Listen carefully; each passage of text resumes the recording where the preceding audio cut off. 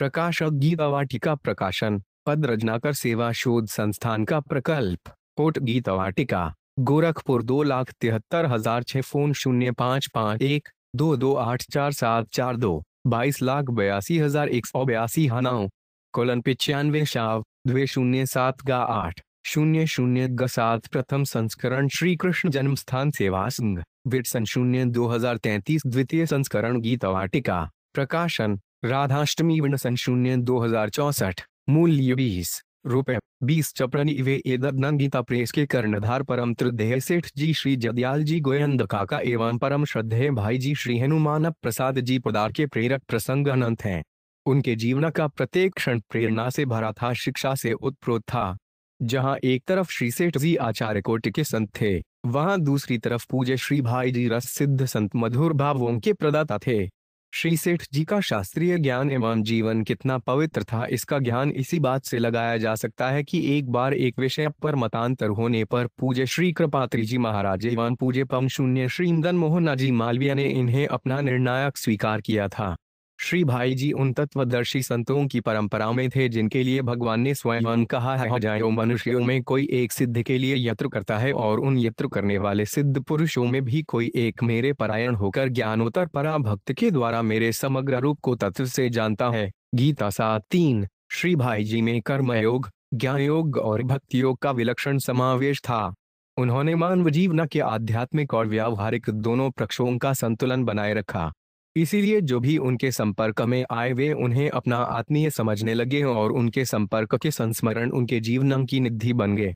इन दोनों विभूतियों के संस्मरण लौकिक और पारमार्थिक मार्गदर्शन में सहायता मिले, इस उद्देश्य से इस पुस्तक का प्रथम संस्करण दिनांक 24 जनवरी 1977 को श्री कृष्ण जन्मस्थान सेवा संघ, मथुरा से प्रकाशित हुआ था। उसके बाद यह पुस्तक अप्राप्य रही और बराबर मांग बनी रही। एक प्रेमी सज्जन की प्रेरणा से इस पुस्तक का पुनः प्रकाशन हो रहा है। आशा एवं विश्वास है कि प्रस्तुत संस्मरण पाठकों के लिए प्रेरणा स्रोत होगा। प्रकाशक दो शब्द, हम जब जीवन में किसी के संपर्क में आते हैं और यह संबंध निकटता का जनवरी जाता है अथवा कुछ काल बना रहता है तो कुछ घटनाएं यदा कदा ऐसी भी हो जाती हैं कि वे हमारे चित्त पर एक छाप छोड़ देती हैं। उनकी स्मृति बनी रहती है। यह प्रभाव अच्छा बुरा दोनों हो सकता है, किंतु सत्पुरुषों के संपर्क में आने पर जो प्रभाव पड़ता है वह तो सदा मंगलमय ही होता है। इस प्रकार सत्पुरुषों के संपर्क में आने पर उनके जीवन की जिन बातों को हम अपनी स्मृति समेट लेते हैं वे संस्मरण हमारे ही नहीं सभी के लिए प्रेरणाप्रद होते हैं। अत संत सत्पुरुषों के संस्मरण प्रकाशन की श्री कृष्ण जन्मस्थान सेवा संघ की योजना सबके लिए, पूरे समाज के लिए मंगलकारी है।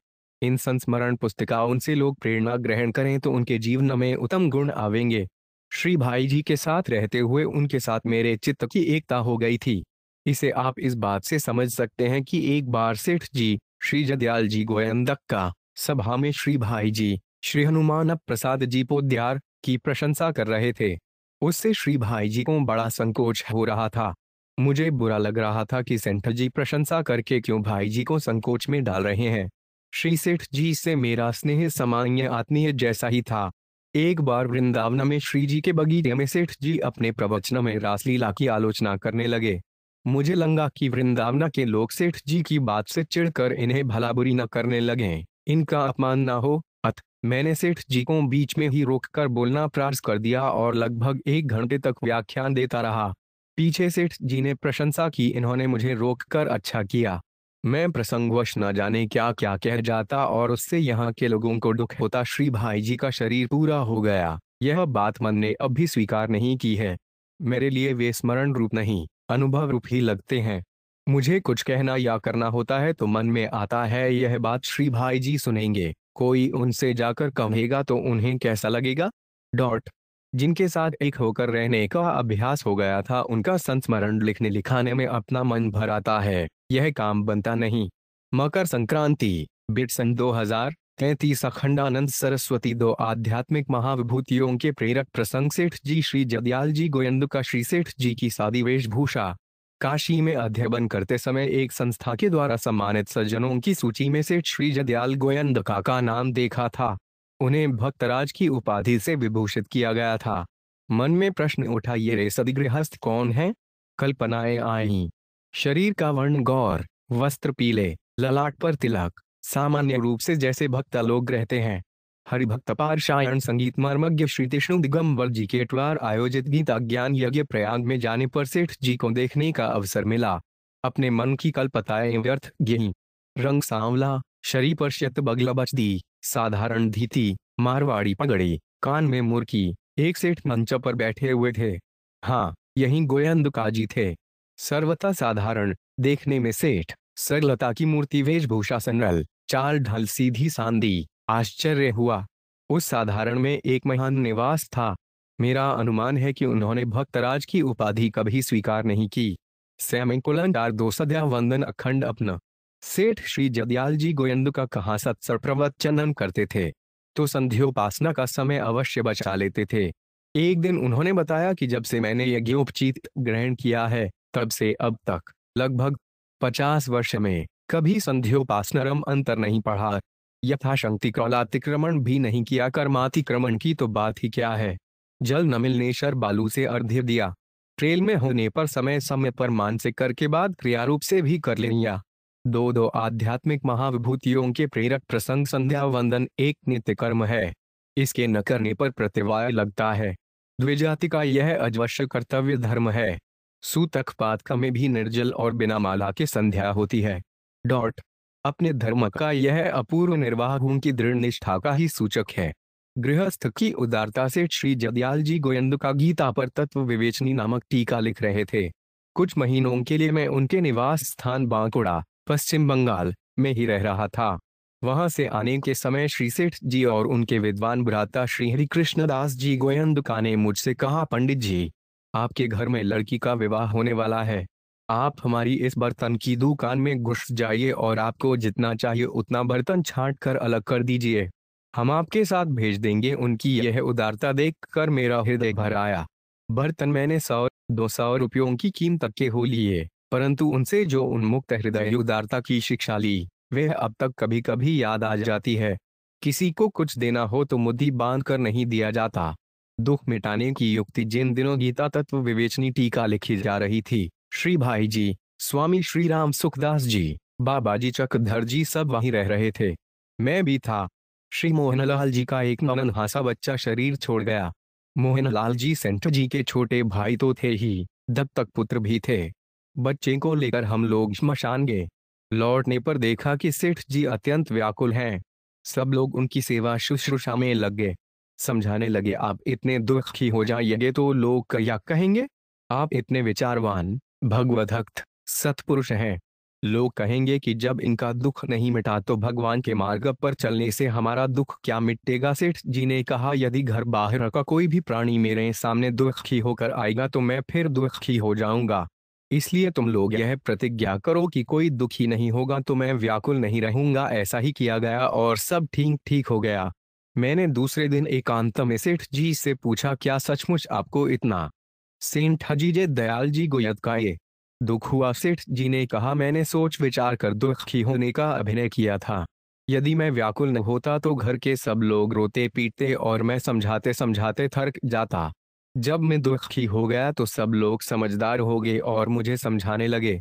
अकेले मेरे दुखी होने से सबका दुख मिट गया। लोगों का दुख मिटाने की भी कला होती है जो किसी किसी सत्पुरुष को आती है। पवित्रता का ध्यान परम श्रद्धेय ब्रह्मलीन श्री सेठ जी श्री जदयाल जी गोयंदका की खान पान की पवित्रता एवं निष्ठा प्रसिद्ध है। वे खान पान में वस्तु की पवित्रता एवं जिनके माध्यम से वे वस्तु प्राप्त होती है उन व्यक्तियों एवं पात्रों की शुद्धि पर अंडा ध्यान रखते थे। अपनी इस निष्ठा के निर्वाह के लिए वे चाहे जहाँ का जल एवं भोजन स्वीकार नहीं करते थे, चाहे वह भगवंत प्रसाद ही क्यों ना हो।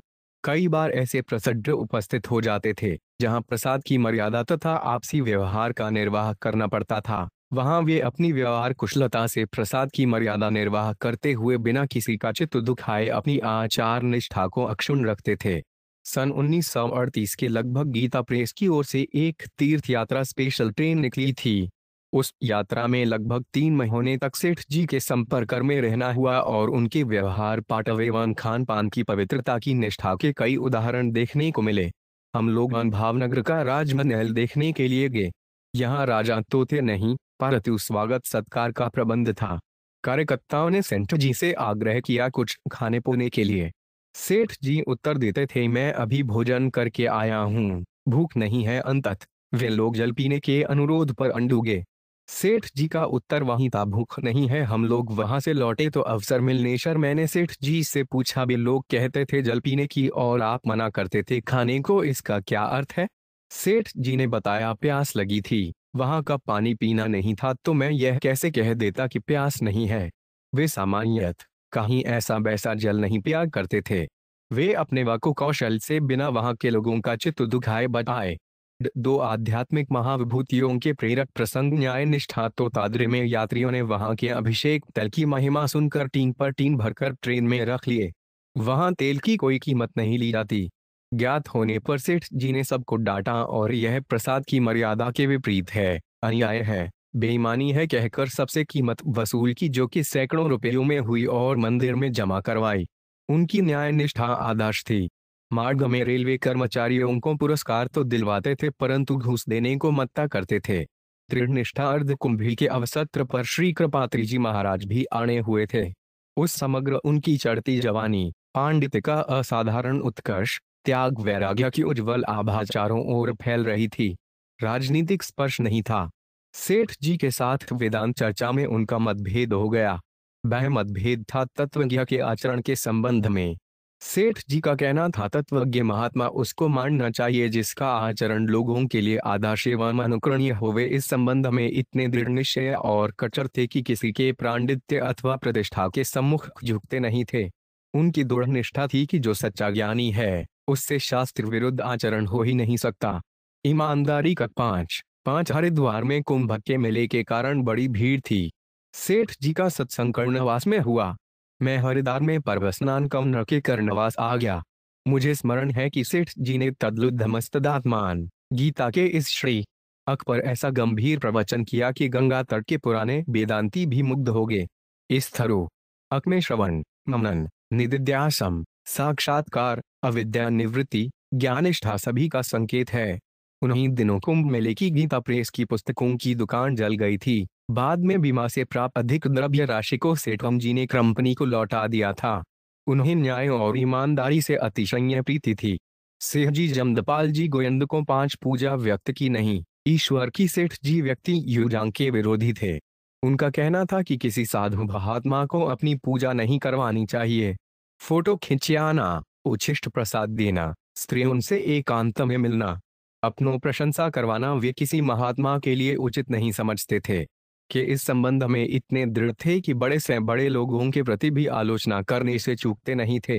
मेरी जानकारी में कई बड़े बड़े प्रसिद्ध महात्माओं से मिलजुल कर एकांत में एवं जनसमाज में भी उन्होंने निःसंकोच कह दिया था कि आय को ऐसा नहीं करना चाहिए। इस चर्चा को लेकर कभी कभी विवाद के प्रसंग भो उपस्थित हो गए, परंतु उनने अपने सिद्धांत पर अडिग रहे। हमारे एक आदरणीय महात्मा की मूर्ति अनवाकर प्रतिष्ठित की जा रही थी। तब उन्होंने मुझसे कहा कि आप इस काम में क्यों सहयोग दे रहे हैं? सत्संग का शौक शून्य गीता भवन स्वर्गाश्रम के सत्संग हाल में बैठा हुआ था। सेठ श्री जदयाल जी चहलकदमी कर रहे थे। ये मस्ती में आकर बोले, स्वामी जी, बड़े लोगों को कोई ना कोई शौक हुआ करता है। वे शौक मौज के लिए बहुत धन खर्च करते हैं। मेरा भी एक शौक है पचहत संग, मैं इसी का मजा लेता हूँ। अन्यथा मैं इन सब कामों में क्यों पड़ता? इसमें कुछ न कुछ खर्च भी करता रहता हूँ। सत्संग ही मेरी रुचि का प्रिय विषय है। देश श्रद्धेयस्थता। उन दिनों पम शून्य श्री मदन मोहन मालची हरिजन के लिए मंत्र दीक्षा देने का सविशेष प्रचार कर रहे थे। सभा, पुस्तकें, व्याख्यान, लेंख आदि के द्वारा श्री कृपात्री जी महाराज ने उनका विरोध किंबा दोनों में शास्त्रार्थ का दिन निश्चय हुआ। ऋषिकेश में शास्त्रार्थ हुआ। उसमें 2 मध्यस्थ चुने गए, श्री जदयाल गोविंद का एवं श्री गौरी शंकर गोविंद का। कई दिन तक दोनों उपस्थित रहे। गौरी शंकर जी ने कृपात्री जी महाराज के पक्ष में अपना निर्णय दे दिया, परंतु सेठ जी ने कुछ इस प्रकार का निर्णय दिया, देश एवं समाज की परिस्थिति के अनुसार प्रौद्योगिकियों के द्वारा मालवीय जी ने अपना पक्ष सिद्ध कर दिया है। 6 आध्यात्मिक महाविभूतियों के प्रेरक प्रसंग शास्त्र प्रमाण की दृष्टि से कृपात्री जी महाराज का पक्ष ठीक है। इस गोलमाल निर्णय से कृपात्री जी कुछ रुष्ट हो गए। उन्होंने कई निबंध लिखे, परंतु वे किसी कारणवश कल्याण में प्रकाशित नहीं किए गए। इस पर कृपात्री जी ने कल्याण को लेख देना बंद कर दिया। परंतु बाद में सेठ जी ने अपनी व्यवहार कुशलता से कर्णपात्री जी को प्रसन्न कर लिया। करपात्री जी स्वयं ही एक बार कह रहे थे कि गीता प्रेस वालों ने अर्थात श्री सेठ जनी और भाई जी ने गोरक्षा के आंदोलन में इतना सहयोग दिया है कि मेरा मन प्रसन्न हो गया और मतभेद रहने पर भी मैंने विरोध करना छोड़ दिया। कट्टर सनातन धर्मी होने पर भी सेठ जी सामाजिक परिस्थिति, राष्ट्रीय हित, मानवोचित सहृदयता एवं राष्ट्रीय नेताओं तथा महात्माओं के आदर भाव से कभी असावधान नहीं हुए। पूर्व जन्म की स्मृति सेठ जय दयाल जी गोयंदका के संबंध में विशेष सत्संगी ऐसी चर्चा करते थे कि सेठ जी पूर्व जन्म में ऐसे थे, अमुक पुरुष उनकी पूर्व जन्म की पत्नी है, अपुक व्यक्ति का उद्धार करने के लिए ही स्वेच्छा से जन्म ग्रहण किया है इत्यादि। जब मेरे मन में श्रद्धा का भाव होता तब इन बातों पर विश्वास होता, जब कभी अश्रद्धा का भाव होता तब ऐसी कल्पना उठती कि लोगों ने झूठ मूठ भ्रम फैला रखा है। समय लेकर मैं एकांत में सेठ जी से मिला।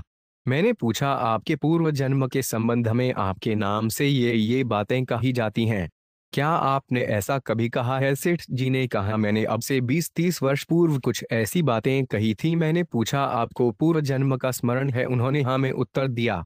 वे बोलने चाहें तो आप भी अपने पूर्व जन्म की बातें जान सकते हैं। मैंने पूछा, सो कैसे? वे अप्रग्रह स्थैर्य जन्म कथन था संबोध। इस योग सूत्र के अनुसार संयम कीजिए। आपको बाल्यावस्था की जहां तक स्मृति है उसको छोड़ दीजिए। उसके पूर्व क्या, इस पर विचार कीजिए। जन्म के दिन क्या, गर्भ में क्या, पिता के वीर्य में क्या, उसके पहले क्या? आप एकाग्र मन से पूर्व जन्म का अनुभव करने लगेंगे। वासनारहित प्रज्ञा में सत्य का आविर्भाव होता है। उन्होंने आगे कहा, मैंने कभी ऐसी धारणा की थी तब मुझे पूर्व जन्म की स्फुरणा हुई थी। सेठ जी जय दयाल जी गोयंदका, मैंने कभी पूर्व जन्म के संबंध में कोई ध्यान धारणा की नहीं। हमें पूज्यपाद श्री डड़िया बाबा जी महाराज ने कहा था, तुम अपने विवेक विचार को पुनर्जन्म के निषेध में लगाओ और जन्म मरण के चक्कर से मुक्त हो जाओ। पुनर्जन्म सिद्ध करने में जिज्ञासुकों क्या लाभ है? सेठ जी ने भी पिछले दिनों जन्म जन्मांतर की चर्चा पर बल देना कम कर दिया था और सगुण निर्गुण परमात्मा के ध्यान पर ही अधिक बल देते थे। सदगुरु श्री मंगलनाथ जी सेठ श्री जदयाल जी गुरुडम के प्रबल विरोधी थे। वे स्वयं जिसको मंत्र अथवा ध्यान बताते उसको अपना शिष्य नहीं मित्र कहते थे। बेस्त्री दीक्षा के विरोधी थे। स्त्रियों से एकांत में मिलना, उच्छिष्ट देना साधुओं के लिए वर्जित मानते थे। वृंदावन में इस बात को लेकर बड़ा कोलाहल मचा। बाबा हितदास जी और सेठ जी दोनों ने ही दोनों पक्षों के प्रमाण धर्मशास्त्र ग्रंथों से प्रस्तुत किए, परंतु यह सब घटना तो बाद की है। इसके बहुत पहले मैंने सेठ जी से एकांत में पूछा, सेठ जी आपके कोई गुरुवार हैं कि नहीं? उन्होंने बताया, मैं स्वामी श्री मंगलनाथ जी महाराज को गुरुवार मानता हूँ। पहले गेव उन पर 16 आने श्रद्धा थी, बाद में 15.5 आने रह गई। वे बोले, जब तक जे असंगत निवृत्त प्रायण विरक्त जीवन थे तब तक पूरी श्रद्धा थी। जब गौशाला के मुकदमे में पड़ गए तो 2 पैसे कम हो गई। मैंने पूछा, क्या उनका ज्ञान आचरण सब ठीक था? सेठ जी ने कहा, सब ठीक था। मैंने पूछा, उनका सिद्धांत और आपका सिद्धांत एक ही है? उन्होंने उत्तर दिया, हाँ, निर्गुण विषयक उनका और हमारा सिद्धांत एक है। हम ऐसा मानते हैं कि निर्गुण निराकार ब्रह्म के साक्षात्कार के लिए अध्यात्म वेदांत सर्वथा आवश्यक है। ब्रह्म ज्ञान के बिना कैवल्य मोक्ष नहीं है। ज्ञान ही स्वतंत्र साधन है, ज्ञान ही साक्षात साधन है। परंतु सगुण साकार भगवान के दर्शन के लिए भक्ति होती है। इस संबंध में श्री मंगलनाथ जी महाराज से मेरा कोई मतभेद नहीं। श्री मंगलनाथ जी महाराज उपनिषद तत्व ज्ञान की परंपरा में एक श्रेष्ठ ब्रह्मविद वरिष्ठ महापुरुष हुए हैं।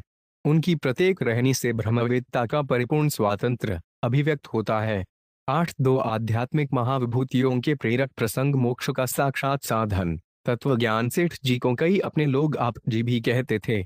मेरा एक मित्र उन्हें गुलाब पुरुष कहता था। असल में यह आप अर्थात यथार्थ वक्ता शब्द का ही प्रकृष्ट रूप है।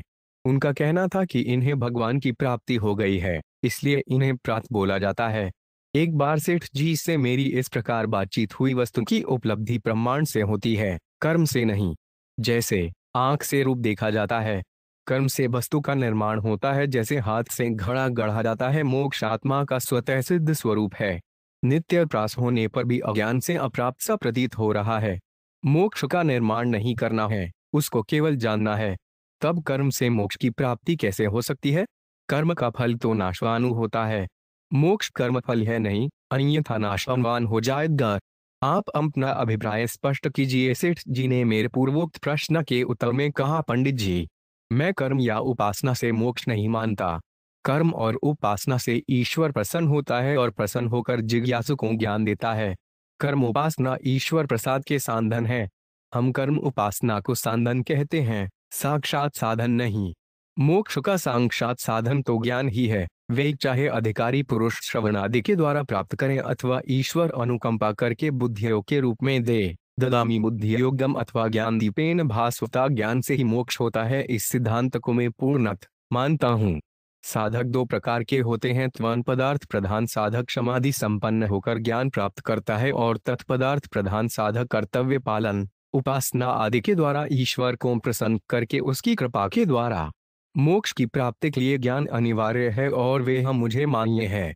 लेखक से यथापि श्रो खंडा उन्नन जी सरस्वती ककेन मेजन के कसेठ जी जय दयाल जी गोबंदक का पसेठ जी श्री जदयाल जी गोयंद का की आचार निष्ठा। जब श्री भाई जी ने अपनी अस्वस्थता के अंतिम दिनों में इंसुलिन का प्रयोग करके अपने जीवन की रक्षा करना स्वीकार नहीं किया, उस समय उन्होंने श्री सेठ जी की औषधि संबंधी आचार निष्ठा को बताते हुए डॉक्टर साहब से कहा था, हमारे परम श्रद्धेय ब्रह्मलीन श्री सेठ जी श्री जन दयाल जी गोयंद का की, जो इस गीता प्रेस के मूल संस्थापक थे, आचार निष्ठा तो और भी कठोर थी। उन्होंने जीवन भर आयुर्वेदिक औषधियों को छोड़कर अन्य किसी चिकित्सा पद्धति पैथी की दवाइयों का सेवन नहीं किया। आयुर्वेदिक औषधियों में भी वे केवल उन्हीं औषधियों की लेते थे जिनमें कोई अशुद्ध वस्तु सम्मिलित नहीं होती। जान तब गदार्था से बनी औषधियों का तो उनके सामने कोई प्रश्न ही नहीं था। लगभग 20 वर्ष पूर्व वे सत्संग के लिए गोरखपुर पधारे थे। एक दिन अचानक उनके उदर में भीषण शूल उत्पन्न हुआ। स्थानीय वैद्यराजों के निर्देशन में कई तरह के उपचार हुए, पर शूल में कर्मी नहीं हुई, वह बराबर बढ़ता ही गया। सभी स्वजन चिंतित हो गए।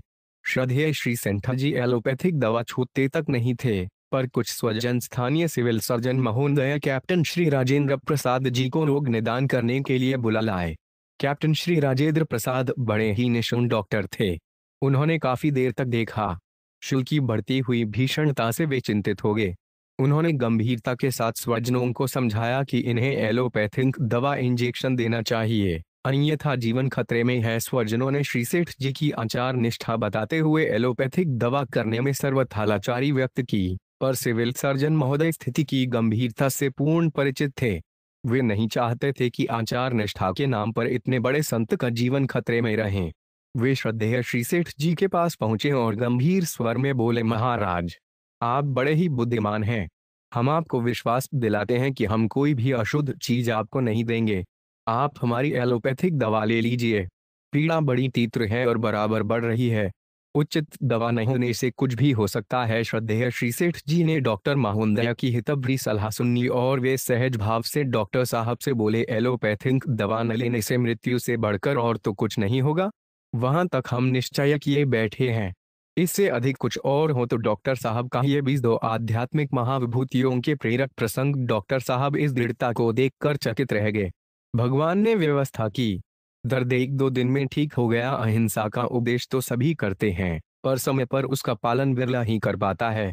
परम श्रद्धेय श्री सेठ जी एवं श्री भाई जी की यह आचार निष्ठा जगत को पवित्र करती रहेगी।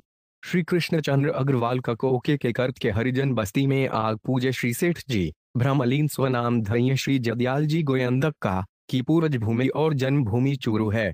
चूरू राजस्थान का एक बड़ा नगर है जो पहले बीकानेर राज्य का एक अंग था।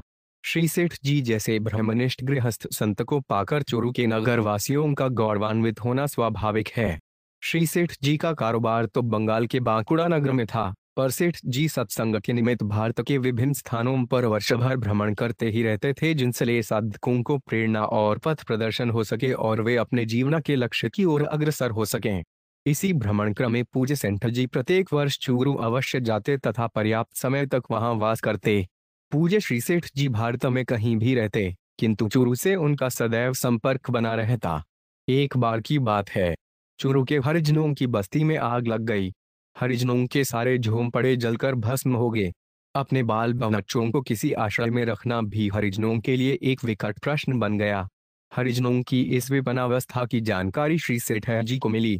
सेठ जी का नवनीत सा हृदय द्रवित हो उठा। उन्होंने तुरंत नए झोंपड़ों के बनवाने की व्यवस्था कर दी। नवीन झोपड़ियों के बन जाने से हरिजन पुनः सुखपूर्वक अपना जीवन व्यतीत करने लगे। ऐसा कहा जाता है कि जब दुख के आने का क्रम आरंभ होता है तो उसकी श्रृंखला नहीं टूटती। हरिजनों के दुर्भाग्य की बात क्या कही जाए। श्री सेठ जी ने जिन नवीन झोपड़ियों को बनवाया था उनमें फिर आग लग गई। वे हरिजन पुनः आश्रय विहीन होंगे, परंतु श्री सेठ जी की उदारता की सीमा नहीं। ज्यों ही श्री सेठ जी को यह ज्ञात हुआ कि आग लग जाने से वे हरिजन पुनः घर बार रहित हो गए हैं, सेठ जी ने उन हरिजनों के लिए फिर से झोपड़ियां बनवा। सेठ जी जय दयाल जी गोयंद का 59 हरिजनों का हृदय तो अत्यधिक कृतज्ञता से भर गया। विसर्ग पर हाय अभाग्य की श्रृंखला। उन झोपड़ियों में पुन आग लगी और पुन वे हरिजन आश्रय विहीन हो गए। अब किस मुंह से श्री सेठ जी के समक्ष हरिजनों के इस दुख दर्द को सुनाया जाए। हरिजन भले न कहें पर सेठ जी तक दुख की गाथा पहुंच ही गई। श्री सेठ जी ने कहा कि उन हरिजनों के लिए फिर से नवीन झोपड़ियां बनवा देनी चाहिए। ऐसा कहते ही किसी स्वजन ने कहा कि भगवान को यह स्वीकार नहीं है कि ये हरिजन किसी आवास के आश्रय में रहें, इसीलिए तो उनके लिए बनी झोपड़ियों में बार बार आग लग जाती है। अतः हरिजनों के लिए नवीन झोपड़ियों को नहीं बनवाना चाहिए। इस पर कर्तव्य परायण श्री सेठ जीते विनम्र है उत्तर दिया, भगवान क्या चाहते हैं और क्या करते हैं इसे देखना हम लोगों का काम नहीं है। हमारा कार्य है कि अपनी दृष्टि अपने लक्ष्य पर रखें तथा जो संकटग्रस्त हैं उनकी यथाशक्ति सहायता करें, सोत्साह सहायता करें। यह तो भगवान हमें सेवा का अवसर दे रहे हैं, ऐसा मानना चाहिए। चार वे स्वजन आगे कुछ बोल न सके। अपने निश्चयानुसार श्री सेठ जी ने उन हरिजनों के लिए पुनः झोपड़ियां बनवा दी। फिर उनके आवासों में आग नहीं लगी। इसी कर्तव्य परायणता, पर दुख कातरता, स्वधर्मनिष्ठा, सहयोग तत्परता के कारण चुरू के लोग पूज्य श्री सेठ जी को सदा याद करें तथा सेठ जी जैसे संत को पाकर गर्व करें तो क्या आश्चर्य। श्री भगवान दास सिंघानिया के कंपनी के आदर्श व्यवसायी एवं सेवा भावी श्री सेठ जी राजस्थान अंतर्गत चूरू के निवासी थे। व्यवसाय के लिए श्री सेठ जी बांकुड़ा पशून्य बंगाल गए। वे मुख्यतः सूत, किरासिन तेल, कपड़ा, बर्तन, चीनी, रंग आदि का काम करते थे। व्यवसाय के सिलसिले में पुरलिया, चक्रधरपुर, सीतामढ़ी आदि स्थानों पर जाना पड़ा। श्री सेठ जी ने जहां भी व्यवसाय किया वहां वे एक भाव सही भाव तथा एक तौल सही तौल की नीति को पकड़े रहे। सत्य का आग्रह जीवन में था ही। इससे व्यापारियों में और ग्राहकों में श्री सेठ जी की साख बहुत बढ़ गई। वे हमेशा सत्य और नेक कमाई को महत्व देते। जिस तरह शुद्ध पैसे का महत्व था उसी प्रकार निःस्वार्थ सेवा का महत्व था। आर्थ 12 दो आध्यात्मिक महाविभूतियों के प्रेरक प्रसंग असहाय, दीन, दुखी विधवा, ब्राह्मण, गाय आदि की सेवा में वे सदैव सोत्साह लगे रहते। सेवा स्वयं तो करते ही दूसरों को भी करने की प्रेरणा दिया करते। गीता प्रचार की प्रेरणा के पीछे पूज्य श्री सेठ जी के जीवन के दो प्रसंग हैं। पहला प्रसंग यह है कि गीता का स्वाध्याय करते करते गीता के 18वें अध्याय के 68वें और 69वें श्लोक पर उनकी दृष्टि ठहर गई। इमन परम गुहा मधत्ते शोभिधास्थति भक्ति मयि पराकृत्वा मामे वैद्यते संशय न च तस्मान् मनुष्येषु कश्चिन से प्रिय कृतम भविता नौ अमे तस्मादन्य प्रियतरो भुवि। जो पुरुष मुझ में परम प्रेम करके इस परम रहस्ययुक्त गीता शास्त्र को मेरे भक्तों में कहेगा वह मुझको प्राप्त होगा, इसमें कोई संदेह नहीं है। उससे बढ़कर मेरा प्रिय कार्य करने वाला मनुष्यों में कोई भी नहीं है तथा पृथ्वी भर में उससे बढ़कर मेरा प्रिय दूसरा कोई होगा भी नहीं। इन दोषों को ने श्री सेठ जी के मन पर ऐसा प्रभाव डाला कि उनका संपूर्ण जीवन ही श्रीमद् भगवद गीता के लिए अर्पित हो गया। दूसरा प्रसंग इस प्रकार है कि गीता के प्रकाश में साधना के सोपानों को पार करते करते जब श्री सेठ जी को भगवान श्री विष्णु के दर्शन हुए तब भगवान ने यह आदेश दिया, मेरी वाणी गीता का प्रचार करो। गीता प्रचार का कार्य भगवान का कार्य है, इस कार्य के लिए भगवद्गीता ये आदेश है। अतः श्री सेठ जी ने अपना तन मन धन यहाँ तक कि अपना संपूर्ण जीवन गीता प्रचार के लिए लगा दिया। श्री सेठ जी का अहिंसा व्रत चर्म रहित जूतों की दुकान खोलने के पीछे श्री सेठ जी के जीवन का एक प्रसंग है। एक सभा में श्री सेठ जी ने सुना कि जूतों में हिंसा द्वारा प्राप्त गाय के चमड़े का और गाय के बछड़े के चमड़े का प्रयोग होता है। इतना सुनना था कि वहीं श्री सेठ जी ने चमड़े के जूतों का प्रयोग न करने का व्रत ले लिया। जिन जूतों को पहनकर सभा में गए थे उन्हें भी वहीं छोड़ गए। काफी दिनों तक श्री सेठ जी नंगे पैर ही घूमते रहे। श्री बैजनाथ जी चौधरी सीकर वाले ने इस बात के लिए बड़ा सेठ जीजे दयाल जी गोयंद का तेरह किया कि इस प्रकार के जूतों का निर्माण किया जाए जिसमें चमड़े का हो ही नहीं, और वे अपने सतत प्रयत्न में सफल हुए। इसी प्रकार सफलता प्राप्त हुई श्री हृदय जी को कांच की चूड़ियों के प्रचार में। पहले चूड़ियां लाख की बना करती थीं। लाख के उत्पादन में कीड़ों की होती है। श्री सेठ जी का अहिंसक हृदय इस बात को सहन नहीं कर सका। ठजी की प्रेरणा से श्री हृदय जी ने इस बात को चेष्टा की कि कांच की या स्त्रियों को सुलभ हो सके।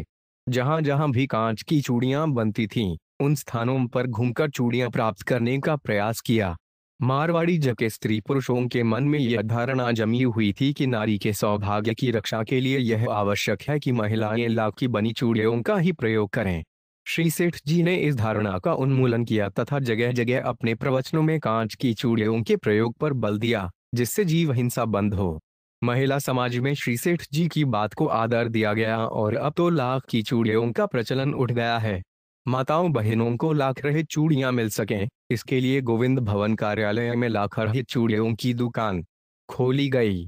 श्री राधे श्याम बंकापू शून्य सेठ जी श्री जदयाल जी गोयंदका का प्रिय पद उड़ जाएगा रे हंस अकेला। दिन दो का दर्शन में लाडू राजा भी जाएगा, जोगी भी जाएगा, गुरुवार भी जाएगा, चिलाडू माता पिता भाई बंधु भी जाएंगे, और रुपयों का थैलाडू तन भी जाएगा, मन भी जाएगा। तू क्यों भया है गैलाडू, तू भी जाएगा, तेरा भी जाएगा। यहन सब माया का खिलाडू, कोड़ी रे कोड़ी माया जोड़ी, संग चलेगा न अधेलाडू, साथी रे साथी तेरे पार उतर गे। तू क्यों रहा अकेलाडू, राम नाम निष्काम रटो नर, बीती जात है बेलाहुष। दो आध्यात्मिक महाविभूतियों के प्रेरक प्रसंग। भाई जी श्री हनुमान प्रसाद जी पोद्दार श्री भाई जी से प्रथम मिलन कल्याण के तीसरे वर्ष सन 1929 के विशेषांक भक्तांक को पढ़कर भाई जी से मिलने की इच्छा हुई। उस समय मन में कल्पना होती भाई जी की आंखें सर्वदा बंद रहती होंगी, मुखमंडल से ज्योति निकलती होगी, गौरवर्ण होगा, सबसे अलग रहते होंगे, न जाने क्या क्या विशेषताएं उनमें होंगी, हमसे न जाने कितने दूर होंगे। मिलने की उत्कंठा इतनी तीव्र हुई कि रुपए पैसे का ख्याल न करके खाली हाथ जैसे था वैसे ही चल पड़ा। दोहरी घाट स्टेशन तक रेल से गया और वहां से गोरखपुर करीब 20 मील पैदल। फूलाल सतोप। उन दिनों भाई जी गोरखनाथ के समीप वाले बगीचे में रहते थे। पहले मैं गीता प्रेस पहुंचा और वहां से पैदल चलकर बगीचे आया। जब मैं वहां पहुंचा तो भाई जी वहां से प्रेस जा चुके थे। गोस्वामी श्री चिमन लाल जी से कुछ बातचीत होती रही। 6 से 7 घंटे बाद करीब 8 बजे रात्रि को भाई जी प्रेस से लौटे।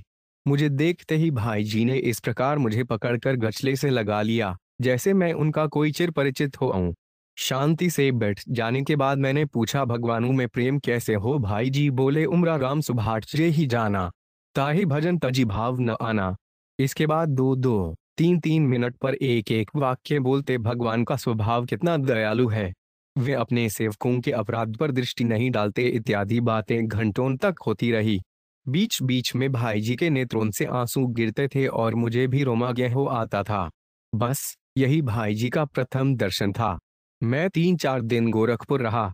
भाई जी ने कहा कि आपको अवकाश हो तो यहाँ कुछ दिन रहिए, परंतु मैं उस समय ठहर नहीं सका। भाई जी अपने घर के हो गए। न उनके मुख पर कोई ज्योतिमंडल था, न आंखें हर समय बंद रहती थीं।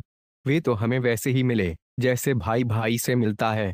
वे हमसे दूर नहीं थे, बहुत निकट थे, परंतु हमको इसका क्या पता था। गोरखपुर से श्री भाई जी के शील, स्वभाव, प्रेम और सहानुभूति की स्मृति भाई जी श्री हनुमान प्रसाद जी पोद्दार 15 लेकर 3-4 दिन बाद मैं घर लौट आया। भगवत प्राप्ति के लिए व्याकुलता बढ़ी। कुछ अनुष्ठान किए, कुछ सफलता मिलो, हृदय मस्तिष्क कुछ निर्मल हुआ। भक्ति और वेदांत में एक साथ ही प्रवृत्ति हुई। घर से भगा तो जर्मदा तट के लिए, परंतु झूसी में ब्रह्मचारी अरि प्रभुदत्त जी ने रोक लिया। उस समय वे अखंड संकीर्तन महायज्ञ का द्वितीय षाण्मासिक उत्सव प्रारंभ हुआ ही था। कुछ ही दिनों में मैं वहां साधक से कथावाचक हो गया।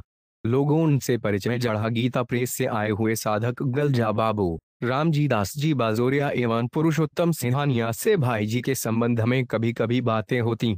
भाई जी की ओर मेरा आकर्षण बढ़ने लगा। उन दिनों मैंने श्री भाई जी को एक पत्र लिखा, जिसका उन्होंने बहुत सुंदर उत्तर भी दिया। अर्धकुंभी के अवसर पर भाई जी झूसी आए, किंतु वे 2-3 दिन ही वहां रह पाए। मुझसे कोई विशेष बातचीत न हो पाई, क्योंकि उन्हें वहां पर अवकाश बहुत कम था और मैं उस समय मौन था। इसलिए केवल 10-6 मिनट के लिए केवल शिष्टाचार की कुछ बातें हुई और भाई जी वहां से वापस गोरखपुर चले गए। झूसी का अनुष्ठान समाप्त होने पर अयोध्या, ऋषिकेश, दिल्ली एवं चित्रकूट होता हुआ आषाढ़ 011 सन 1993 को मैं गोरखपुर गोयंदका गार्डन में पहुंच गया। अब इसका नाम गीता वाटिका है। मेरे साथ ग्वालियर के बाबा रामनदास जी एवं प्रभु दत्त जी ब्रह्मचारी अपनी अपनी मंडलियों के साथ थे। वहां 1 वर्ष का अखंड संकीर्तन महायज्ञ प्रारंभ होने वाला था। यहीं से हमारी और श्री भाई जी की घनिष्ठता प्रारंभ हुई। शून्य विस्मृति भी वही देते हैं। एक दिन मुझसे भाई जी ने कहा, भगवान की स्मृति सदा नहीं रहती, वे बीच बीच में भूल जाते हैं। मैंने कहा, भाई जी, यह विस्मृति भी तो वे ही देते हैं। उन्होंने गीता में कहा है, मत स्मृति ज्ञान मत च विस्मृति भी वही देते हैं। भाई जी ने हंसाया और उनके नेत्रों से अश्रुधारा चलने लगी। शरीर रोमांचित हो गया। वे भाव विभोर हो उठे। ऋण चुका रहा हूं। एक दिन भाई जी के पास एक व्यक्ति आया। भाई जी से बोला, मेरी 2 आध्यात्मिक महाविभूतियों के प्रेरक प्रसंग, बीमार पत्नी अस्पताल में है, सहायता दीजिए। उन्होंने सहायता दी। कुछ दिन बाद आकर बोला, अस्पताल में उसे बच्चा हुआ है, सहायता दीजिए। तब भी दी। कुछ दिन बाद फिर आकर कहने लगा, हालत खराब है, कुछ और दीजिए। तब भी दी। 5-10 दिन बाद पुनः आया और बोला, मर गई, अंत्येष्टि कैसे करें? फिर भी दी। फिर कहा, घर जाने के लिए किराया चाहिए। फिर भी दी। किसी ने पूछा, भाई जी, यह कैसा आदमी है, कोई ठग लगता है? भाई जी ने कहा, मुझे पहले दिन से मालूम है, न पत्नी बीमार है, न बचा हुआ, न अस्पताल, न मृत्यु, किंतु जब यह मेरे सम्मुख आकर बैठता है तब लगता है कि इसने पूर्व जन्म में मुझे कोई ऋण दे रखा था। इसका मैं ऋणी हूं और वही चुका रहा हूं। भाई जी के मन में यह भाव ही नहीं था कि मैं इस पर उपकार कर रहा हूं। ठग के प्रति दुर्भाव की तो बात ही क्या। विलक्षण सद्भाव। श्री भाई जी हनुमान प्रसाद पोद्दार के व्यवहार में सद्भाव सौजन्य की झांक की पद पद पर देखने को मिलती थी। एक सज्जन थे, आश्रम से ब्रह्मचारी, वेशभूषा में साधु, कल्याण परिवार में हम सब साथी थे। ब्रह्मचारी जी के मन में रात्रि के समय कामन वासना प्रबल हो जाती थी। कई बार इतना उन्माद हो जाता था कि रास्ते बेरास्ते स्त्रियों के निवास में घुसने का प्रयास करते थे। कई बार पकड़े गए, समझाया गया, स्वीकार करते, परंतु वे अपने पागलपन पर काबू न पा सके। वहां के प्रमुख व्यक्ति एकत्र हुए। भाई जी से कहा गया कि उन्हें बगीचे से निकाल दिया जाए।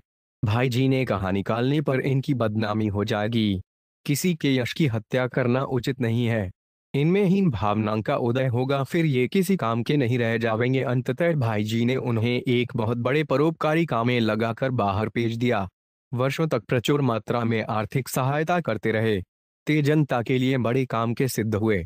ब्रह्मचारी जी तो अब नहीं है, परंतु उनका काम अब भी लोगों का हित कर रहा है।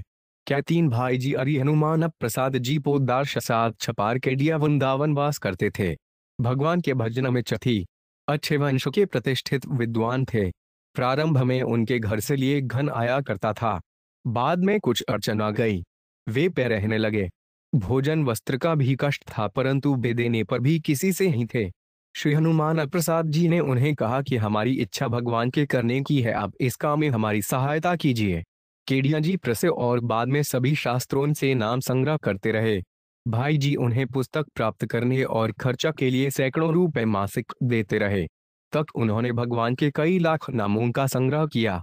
मैंने पूछा, भाई जी, ग्रह सब क्या होगा? वे बोले, केडिया जी वैसे तो कुछ लेते नहीं थे, इस तरह लेंगे भी अपनी रुचि का काम करेंगे। मेरा संन्यास। मैं जब कल्याण परिवार में एक सदस्य था, श्री डड़िया बाबा जी महाराज के दर्शन करने गढ़वा तट पर कर्णवास आया।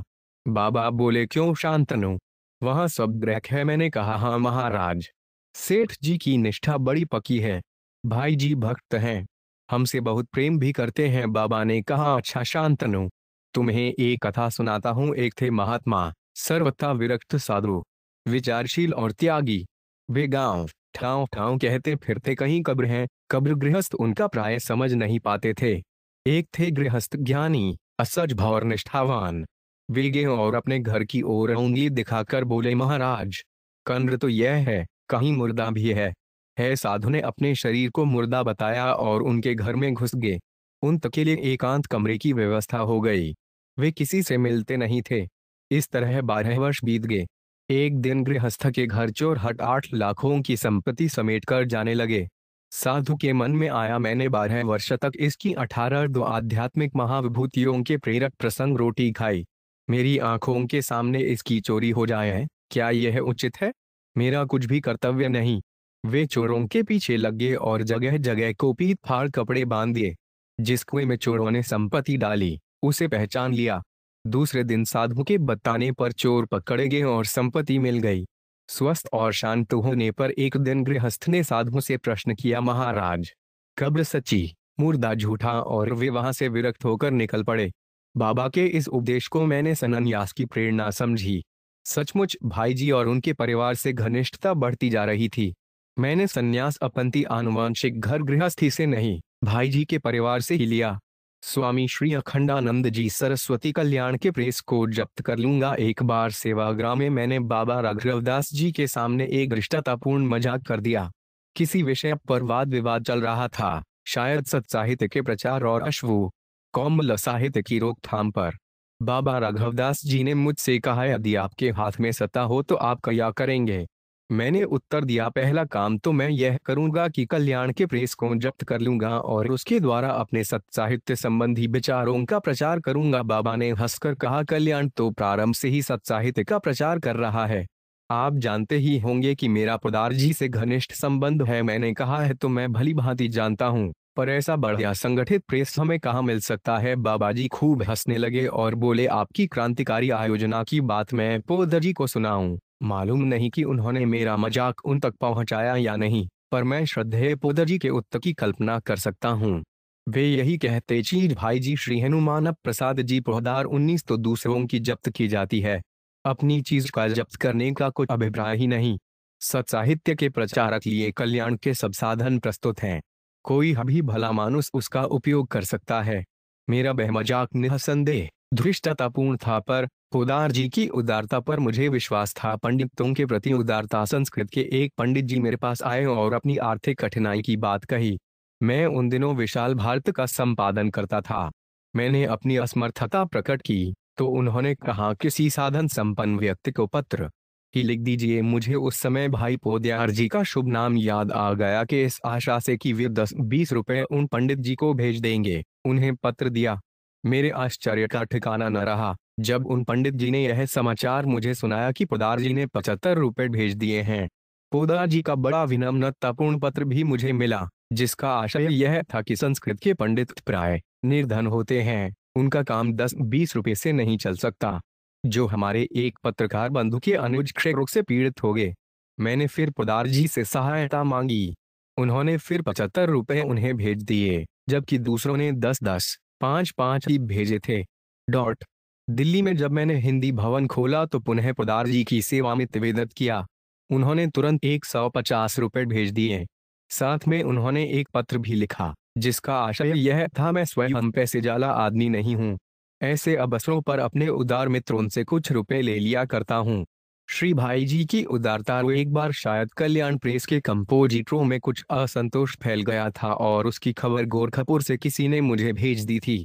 मुझे याद पड़ता है कि मैंने विशाल भारत में प्रेस के मालिकों के विरुद्ध एक व्यंग्यात्मक नोट लिखा दिया था, पर श्री पोदार जी ने उसको बिल्कुल बुरा नहीं माना।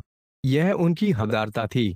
श्री बनारसीदास चतुर्वेदी दो आध्यात्मिक महाविभूतियों के प्रेरक प्रसंग। आदर्श गृहस्थ। श्री भाई जी, आदर्श साधु होना उतना कठिन नहीं है जितना कठिन है आदर्श गृहस्थ होना।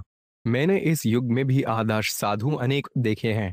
अपरिग्रह, तितिक्षु, संयमी साधुओं का अब भी देश में अभाव नहीं है, किंतु आदर्श गृहस्थ मैंने केवल एक देखा है और वे थे श्री भाई जी। आदर्श गृहस्थ के संबंध में श्रीमद्भागवत का आदेश है, यावदर्थम पसीनो देहे गेहे च पंडित विरक्तो रक्तवत तत्र नु लोके नर्ताण्य सेठ ज्ञातः पितरौ पुत्रा भ्रातरः सुहृदो ऊपरे यद वदंती यदिच्छन्ति चानुमोदेत निर्मम। 7, 1, 4, 5, 6 पंडित प्रबुद्ध विवेकशालिनी बुद्धि वाला व्यक्ति अपने शरीर में और घर परिवार में भी जितना प्रयोजन है उतना ही संपर्क रखे। विरक्तो सर्वथा राग आसक्ति रहित रहकर भी आसक्त के सम्मान। नृलों के मनुष्य समाज में नर्ताण्य सेठ अपनी मनुष्यता स्थापित करें। जाति के लोग, माता पिता, भाई तथा दूसरे बंधु बांधव जो कहें और जो चाहें उसका ममता रहित होकर अनुमोदन करें। श्री भाई जी कैसे रहते थे, यह जिन्होंने नहीं देखा है कठिनाई से समझ सकते हैं। उन्हें घर तथा घर की व्यवस्था से कोई मतलब ही नहीं था। क्या कर रहे हैं घर के लोग और घर में क्या है क्या नहीं, इससे कोई प्रयोजन उन्हें नहीं था। भोजन जो सामने आया कर लिया। स्नान आदि के लिए भी जब दूसरे कहते थे तब उठते थे। शौचालय जलान घर प्रभृति में दूसरों को असुविधा न हो, यह उनके लिए पहली बात थी। उन्होंने नरलोक में कैसा अपनी नरता का यास किया था। पता नहीं कितनी सामाजिक धार्मिक संस्थाओं का दायित्व ले रखा था उन्होंने। कुष्ठाश्रम, गोरक्षा आंदोलन, अकाल बाढ़ पीड़ित सहायता और साथ में कल्याण का संपादना अत्यंत व्यस्त रहते थे वे। जब बहुत अस्वस्थ थे तब भी बहुत व्यस्त रहते थे। ऐसे व्यस्त, इतना उत्तरदायित्व निभाते व्यस्त की लगता था कितने आसक्त होंगे इन कामों में, किंतु कहीं उनका कोई लगाव नहीं था। कहीं आसक्ति उनमें कभी दिखी नहीं। डंडा भाई जी श्री हनुमान प्रसाद जी पोद्दारी की 6 अच्छे संयमी सद्गुणी विवेकशील लोग भी कह देते हैं बच्चों को यह कर्तव्य है या मोह। आपके ही बच्चे क्यों सुधरें या शिक्षित हों। आसपास जो अनाथ असहाय बच्चे हैं वे आपके नहीं हैं। लेकिन ममता यह मोह छोड़ देना बहुत कठिन है। अपनी मान्यता अपनी अनुसार चलने का आग्रह अपने आश्रितों पर लादने में कौन कितना रह पाता है। श्री भाई जी के माता पिता जब जीवित होंगे उस समय उनसे मेरा नहीं था। मेरा परिचय हुआ तब श्री भाई जी की एकमात्र संतान उनकी और उसके 2 पुत्र 2 कन्याएं थीं। यह सब श्री भाई जी के साथ थे। दबला डंडा दूसरे भी अनेक लोग श्री भाई जी के परिवार के अभिन्न अंग हो गए थे। उस परिवार के अंग हैं। ये सब लोग कैसे रहें क्या करें, इस पर श्री भाई जी ने शक कभी नहीं रखा। कभी देखा भी नहीं कि कौन क्या करता है। उन्हें अनेकों ने दोष दिया कि वे अपने आश्रितों का ठोक चलाने की ज्ञान ही नहीं देते। किसी की अपने दोहित्रों तक की कोई बात भाई जी को ठीक नहीं थी तो एक आध बार केवल सम्मति देने के ढंग से अपनी बात कह देते थे। ध्यान दिया गया तो ठीक, न भी दिया जाए तो कोई आग्रह नहीं। घर परिवार के लोग जो करने को कहते थे, जो मांग करते थे, उसे इच्छानुसार पूरा करने का वे प्रयत्न करते थे। इसका एक उदाहरण स्मरण है। बाई सावित्री श्री भाई जी की पुत्री को कर्णमूल ग्रंथि शोथ मक्स ओवर था, पीड़ा थी। घर के लोगों ने डॉक्टर बुलवाने को कहा। श्री भाई जी ने टर्ब बुलवा दिया, चिकित्सा चलने लगी। यह संक्रामक रोग है। गीता वाटिका का चौकीदार भवानी सिंह इस रोग से 7 दिन बाद ग्रस्त हुआ। उसका भाई जीव बोधन सिंह दवा के लिए वृषण जी के पास आया। माधवशरण जी ने होम्योपैथिक दवा की 3 या बनाई, किंतु हिचक गए। बोले घर से पुस्तक देखकर दवा देंगे। यह कहकर बेघर चले गए। जीव बोधन सिंह ने मुझसे कहा भैया को बहुत कष्ट है, आप उन्हें देखें। 2 आध्यात्मिक महाविभूतियों के प्रेक प्रसंग मैंने जाकर देखा कि भवानी सिंह को तेज ज्वर है। कर्णमूल ग्रंथ में शोथ एवं पीड़ा के कारण वह कुछ पेय भी नहीं ले सकता था। माधवशरण जी ने मेरे सामने ही दवा की पुड़िया बनाई थी। मुझे लगा कि उनका पहला निदान ही ठीक था। मैंने वही पुड़िया जीव बोधन सिंह को दे दी कि आधे आधे घंटे पर रोगी को दे दो, प्रातःकाल जब मैं अपने तिथि कर्म से निवृत्त हो चुका। श्री भाई जी मेरे कमरे के द्वार पर आकर बड़े उत्साह से बोले, आप चमत्कार कर सकते हैं, यह आज पता लगा। भवानी सिंह रात्रि में ही स्वस्थ हो गया। वह सतरान करके दूध लाने चला गया है। मैंने कहा इस रोग की औषधि तो आप भी जानते हैं। श्री भाई जी होम्योपैथिक चिकित्सा के अच्छे जानकार थे। उन्होंने दवा का नाम लेकर पूछा, आपने यही दी थी। मैंने स्वीकार करके पूछा, सावित्री सप्ताह भर से कष्ट पा रही है, उसे आपने दवा क्यों नहीं दी। ऐसे तो उसे अभी और 8-10 दिन स्वस्थ होने में लगेंगे। श्री भाई जी का उत्तर मुझे कभी भूला नहीं। उन्होंने कहा औषधि में दे सकता था या आपसे कहता तो आप दे देते, किंतु तब सबका संतोष नहीं होता। स्वस्थ तो वे हो जाती, पर सब यही समझते कि मैंने पैसे बचाने के लिए डॉक्टर नहीं बुलवाया। गे को तो प्रारब्ध पूरा करके जाता है। कुछ दिन और थोड़ा कष्ट हो लेगा तो कोई विशेष बात नहीं, किंतु उसको, उसकी माँ को, दूसरों को भी संतोष तो है कि चिकित्सा ठोक चल रही है। गीत वाटिका के समीप रहने वाले तथा गोरखपुर नगर के मारवाड़ी परिवारों के लोग अपनी घरेलू समस्याएं लेकर आते थे। उनके परस्पर वित्राद को सूतना तथा उनको समझाकर संतुष्ट करके विदा करना सरल काम नहीं था। यह परमायत प्राय जुटी रहती थी और कई कई घंटे लगते थे इसमें। श्री भाई जी के निकट रहने वाले जानते हैं कि भाई जी ऐसे लोगों के आने पर एस्प्रो अथवा सोरोडीन की गोलियां खा खाकर यह काम करते रहे कई वर्षों तक, क्योंकि लगातार कई वर्ष अस्वस्थ थे। उनके स्वास्थ्य की स्थिति यह थी कि उन्होंने हिंदू संस्कृति अंक के संपादन के समय सन 1949 में मुझसे कहा था, मुझे नेत्र पलक खोलने में भी कष्ट होता है। चुपचाप पड़े रहते को जी करता है। अपने शरीर के प्रति भी कितने निर्मम थे वे। यह इसी से समझा जा सकता है कि पीड़ा शामक गोलियां लेकर वे लोगों का केवल विवाद ही नहीं। भाई जी आई हनुमान प्रसाद जी पोद्दार तेज रहे। तीर्थ यात्रा ट्रेन में सबके आग्रह के कारण साथ गए, कल्याण का करते रहे। साथ साथ जो सहायता के गोरक्षा के कार्य ले रखे थे, उनको जिनका भी श्री भाई जी के समीप जाने का अवसर मिला है, वे उनके तत्परता से अवगत हैं। गृहस्थ का प्रधान धर्म है अतिथि सत्कार। इस संबंध में मैं कुछ नहीं, जिनको भी श्री भाई जी के समीप जाने का अवसर मिला है, वे उनके तत्परता से अवगत है। हैश्वतिथिवत बसन आदर्श गृहस्थ वह जो घर में अतिथि के रहे। इस प्रकार रहने वाले गृहस्थ मुझे केवल श्री भाई जी ही मिले थे। री कहानियों के कुछ संग्रह गीता प्रेस ने छापे। कल्याण में उनकी कर मैंने खूब कड़ा पत्र भाई जी को लिखा। उत्तर आया बीमारी स्वयं। उन्होंने उत्तर दिया था, आपकी कहानियों की मैंने सहज भाव से पन्ने भेज दिया, जैसे अपनी कोई रचना भेजता हूँ। आपसे पूछना भी यह स्मरण नहीं आया।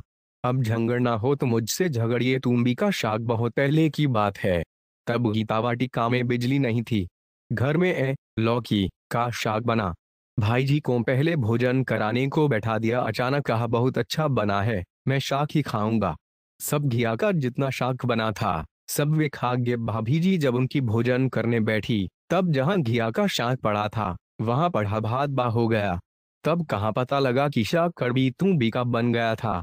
पर भाई जी ने पत्नी से कहा, मैं तो चाहता था कि महाराज इनको दुख न हो, बिना शाक आज भोजन किया।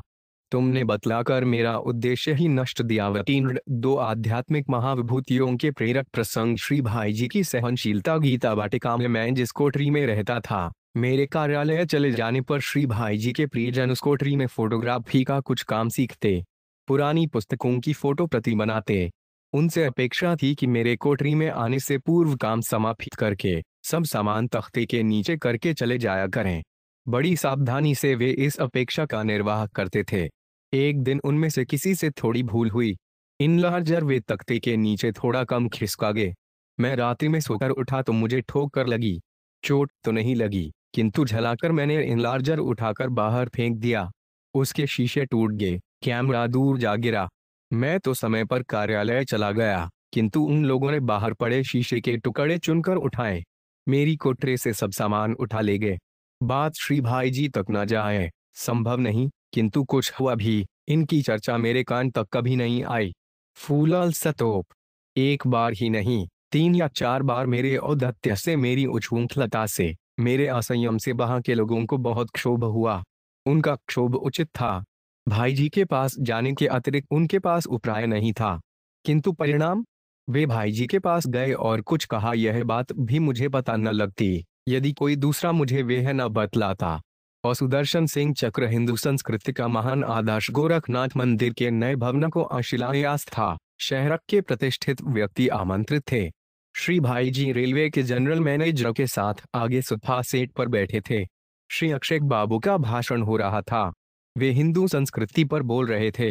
भाषण पूरा होने पर वे बैठने के लिए आए। जनरल मैनेजर एवं भाई जी ने उठकर उनका स्वागत किया और सोफे पर बैठा लिया।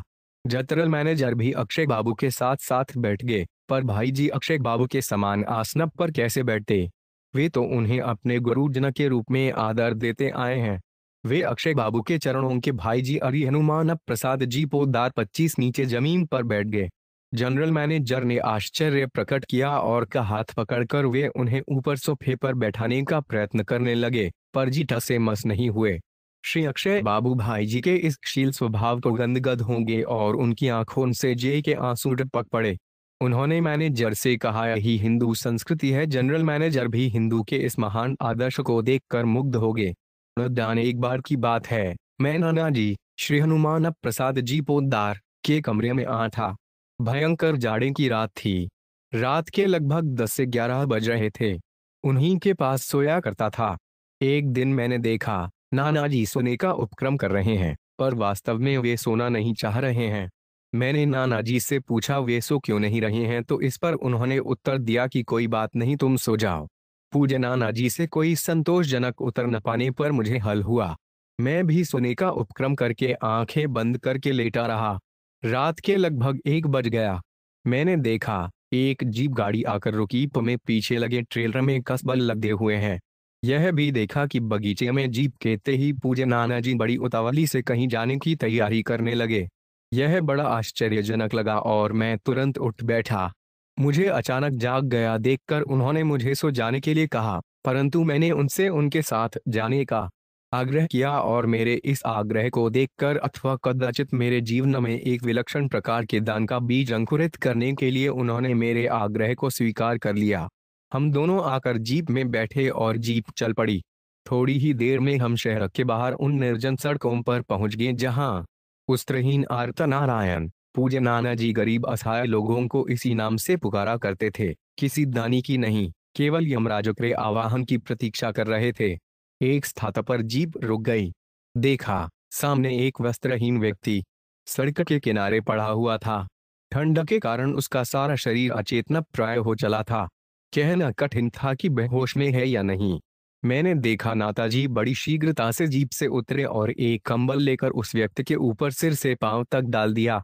इतने में पूज्य नाना जी के साथ दूसरे महानुभाव ने उन 26 आध्यात्मिक महाविभूतियों के प्रेरक प्रसंग आर्तनारायण को हिलाकर थोड़ा सा जगा दिया और जब तक आर्तनारायण की दृष्टि इस विलक्षण दानी पर पड़े हम लोग चल पड़े। इस विलक्षण पद्धति को देखकर मुझे बड़ा ही आह्लाद हुआ। साथ ही मेरे मन में एक शंका भी जागृत हुई, जब उस व्यक्ति को यह नहीं जानने देना है कि दाता कौन है तो उसे जगाने का क्या अभिप्राय। यह प्रश्न मैंने निसंकोच पूज्य नाना जी के सामने रख दिया। मुस्कुराकर उन्होंने उत्तर दिया, भैया सभी तरह के लोग होते हैं, यह बेचारा तो अचेतन पड़ा हुआ है, कोई दूसरा व्यक्ति इसे इस अवस्था में देखकर यह वस्त्र उठा ले जा सकता है और फिर यह उसी अवस्था में छोड़ दिया जा सकता है जिसमें कुछ क्षण पूर्व पड़ा हुआ कष्ट पा रहा था। अतएव इसे जगाकर केवल इतना ज्ञान कराया जाता है कि इसके पास ओढ़ने का कोई वस्त्र है जिसको वह अच्छी तरह दबाकर ओढ़ ले एवं संभाल कर रखे। उन्होंने यह भी बताया कि दान देना केवल देने के लिए ही होना चाहिए। मन में कदापि यह भावना नहीं होनी चाहिए कि मेरी प्रशंसा हो, लोगों में मेरे दान का प्रचार प्रसार हो अथवा दान लेने वाला मेरे प्रति कृतज्ञ हो। जीप आगे बढ़ती रही और दान का यह क्रम चलता रहा। हमारे साथ शहर के जो कतिपय गणमान्य व्यक्ति और थे उनसे ज्ञात हुआ कि प्रत्येक वर्ष जाड़े की इन्हीं भीषण रातों में दान का यह कार्यक्रम चलता रहता है। उन्होंने यह भी बताया कि उन लोगों ने कई बार पूज्य नाना जी से अनुरोध किया है कि वे स्वयं जाकर यह सब काम कर लिया करेंगे, आप इस अवस्था में इस समय इतना कष्ट न करें, पर उन्हें तो इसमें जो आनंद आता है वह उस कष्ट की तुलना में नगण्य था। बाद में यह भी पता चला कि केवल गोरखपुर में ही नहीं, अन्य नगरों में भी पूज्य नाना जी के मित्र एवं सहयोगियों द्वारा उनके आदेशानुसार यह कार्यक्रम चलता रहता है। श्री सूर्यकांत फोगला करम करें जो नृत्य महाना, आत्म प्रशंसा सुने नकाना। एक बार अपने कुछ साथियों के साथ पुदारजी तीर्थाटन करते हुए मथुरा पधारे। तीर्थ यात्रियों के समान में सथुरा के लक्ष्मीदास हाल में एक समारोह का आयोजन किया गया। इन पंक्तियों का लेखक भी इस समारोह के आयोजकों में से एक था। समारोह में एक के बाद दूसरे वक्ता ने पोहरा जी के ऋषि तुल्य जीवन की भाई जी अरि हनुमान प्रसाद जी पोहदार 27 महिमा पर प्रकाश डाला। कुछ वक्ताओं ने तो पोदार जी के कार्यकलापों की उपमा महर्षि वेद व्यास के कर्तृत्व ले दे डाली। कई वक्ताओं ने उन्हें आधुनिक भारत का वेद व्यास कहा। हमने पोदार जी का ध्यान श्री कृष्ण जन्म स्थान की दुर्दशा की ओर आकृष्ट कर निवेदन किया कि मथुरा में प्रतिवर्ष लाखों यात्री आते हैं, किंतु ऐसा कौन होगा जिसका हृदय श्री कृष्ण जन्मभूमि की वर्तमान दुरावस्था को देखकर श्रद्धा विदीर्ण न होता हो। सब सुनने के बाद अश्रुपूरित नेत्रों से पोदार जी ने, आप लोगों ने प्रेम के वशीभूत होकर मेरे साथ बड़ा अन्याय किया। मैं एक अत्यंत क्षुद्र प्राणी हूँ। जिन परमवंदनीय महर्षियों के नाम के साथ आपने मुझे संबद्ध किया है, मैं उनके चरणों की धूले भी नहीं हूँ। मेरी तो सदैव यह कामना रही है कि मैं उनके चरण कमलों की भक्त के योग्य बन सकूं। आप मुझे यही आशीर्वाद दीजिए। जन्मस्थान के प्रति जो कुछ कहा गया उससे मैं पूर्ण सहमत हूँ। एतन्निमित्त अपने क्षुद्र प्रयास भी करने को प्रस्तुत हूँ। शीघ्र ही 10,000 रुपया आप लोगों की सेवा में भेजूंगा। वास्तव में यह कार्य आपके ही का अपेक्षा करता है। पोद्यर जी के इस विनम्र वक्तव्य पर उपस्थित विसर्ग हर्ष ध्वनि की। उसके पश्चात श्री पोदर जी ने तत्काल 10,000 रुपए भिजवा दिए और तभी से श्री कृष्ण जन्म स्थान का विकास कार्य बढ़ने लगा।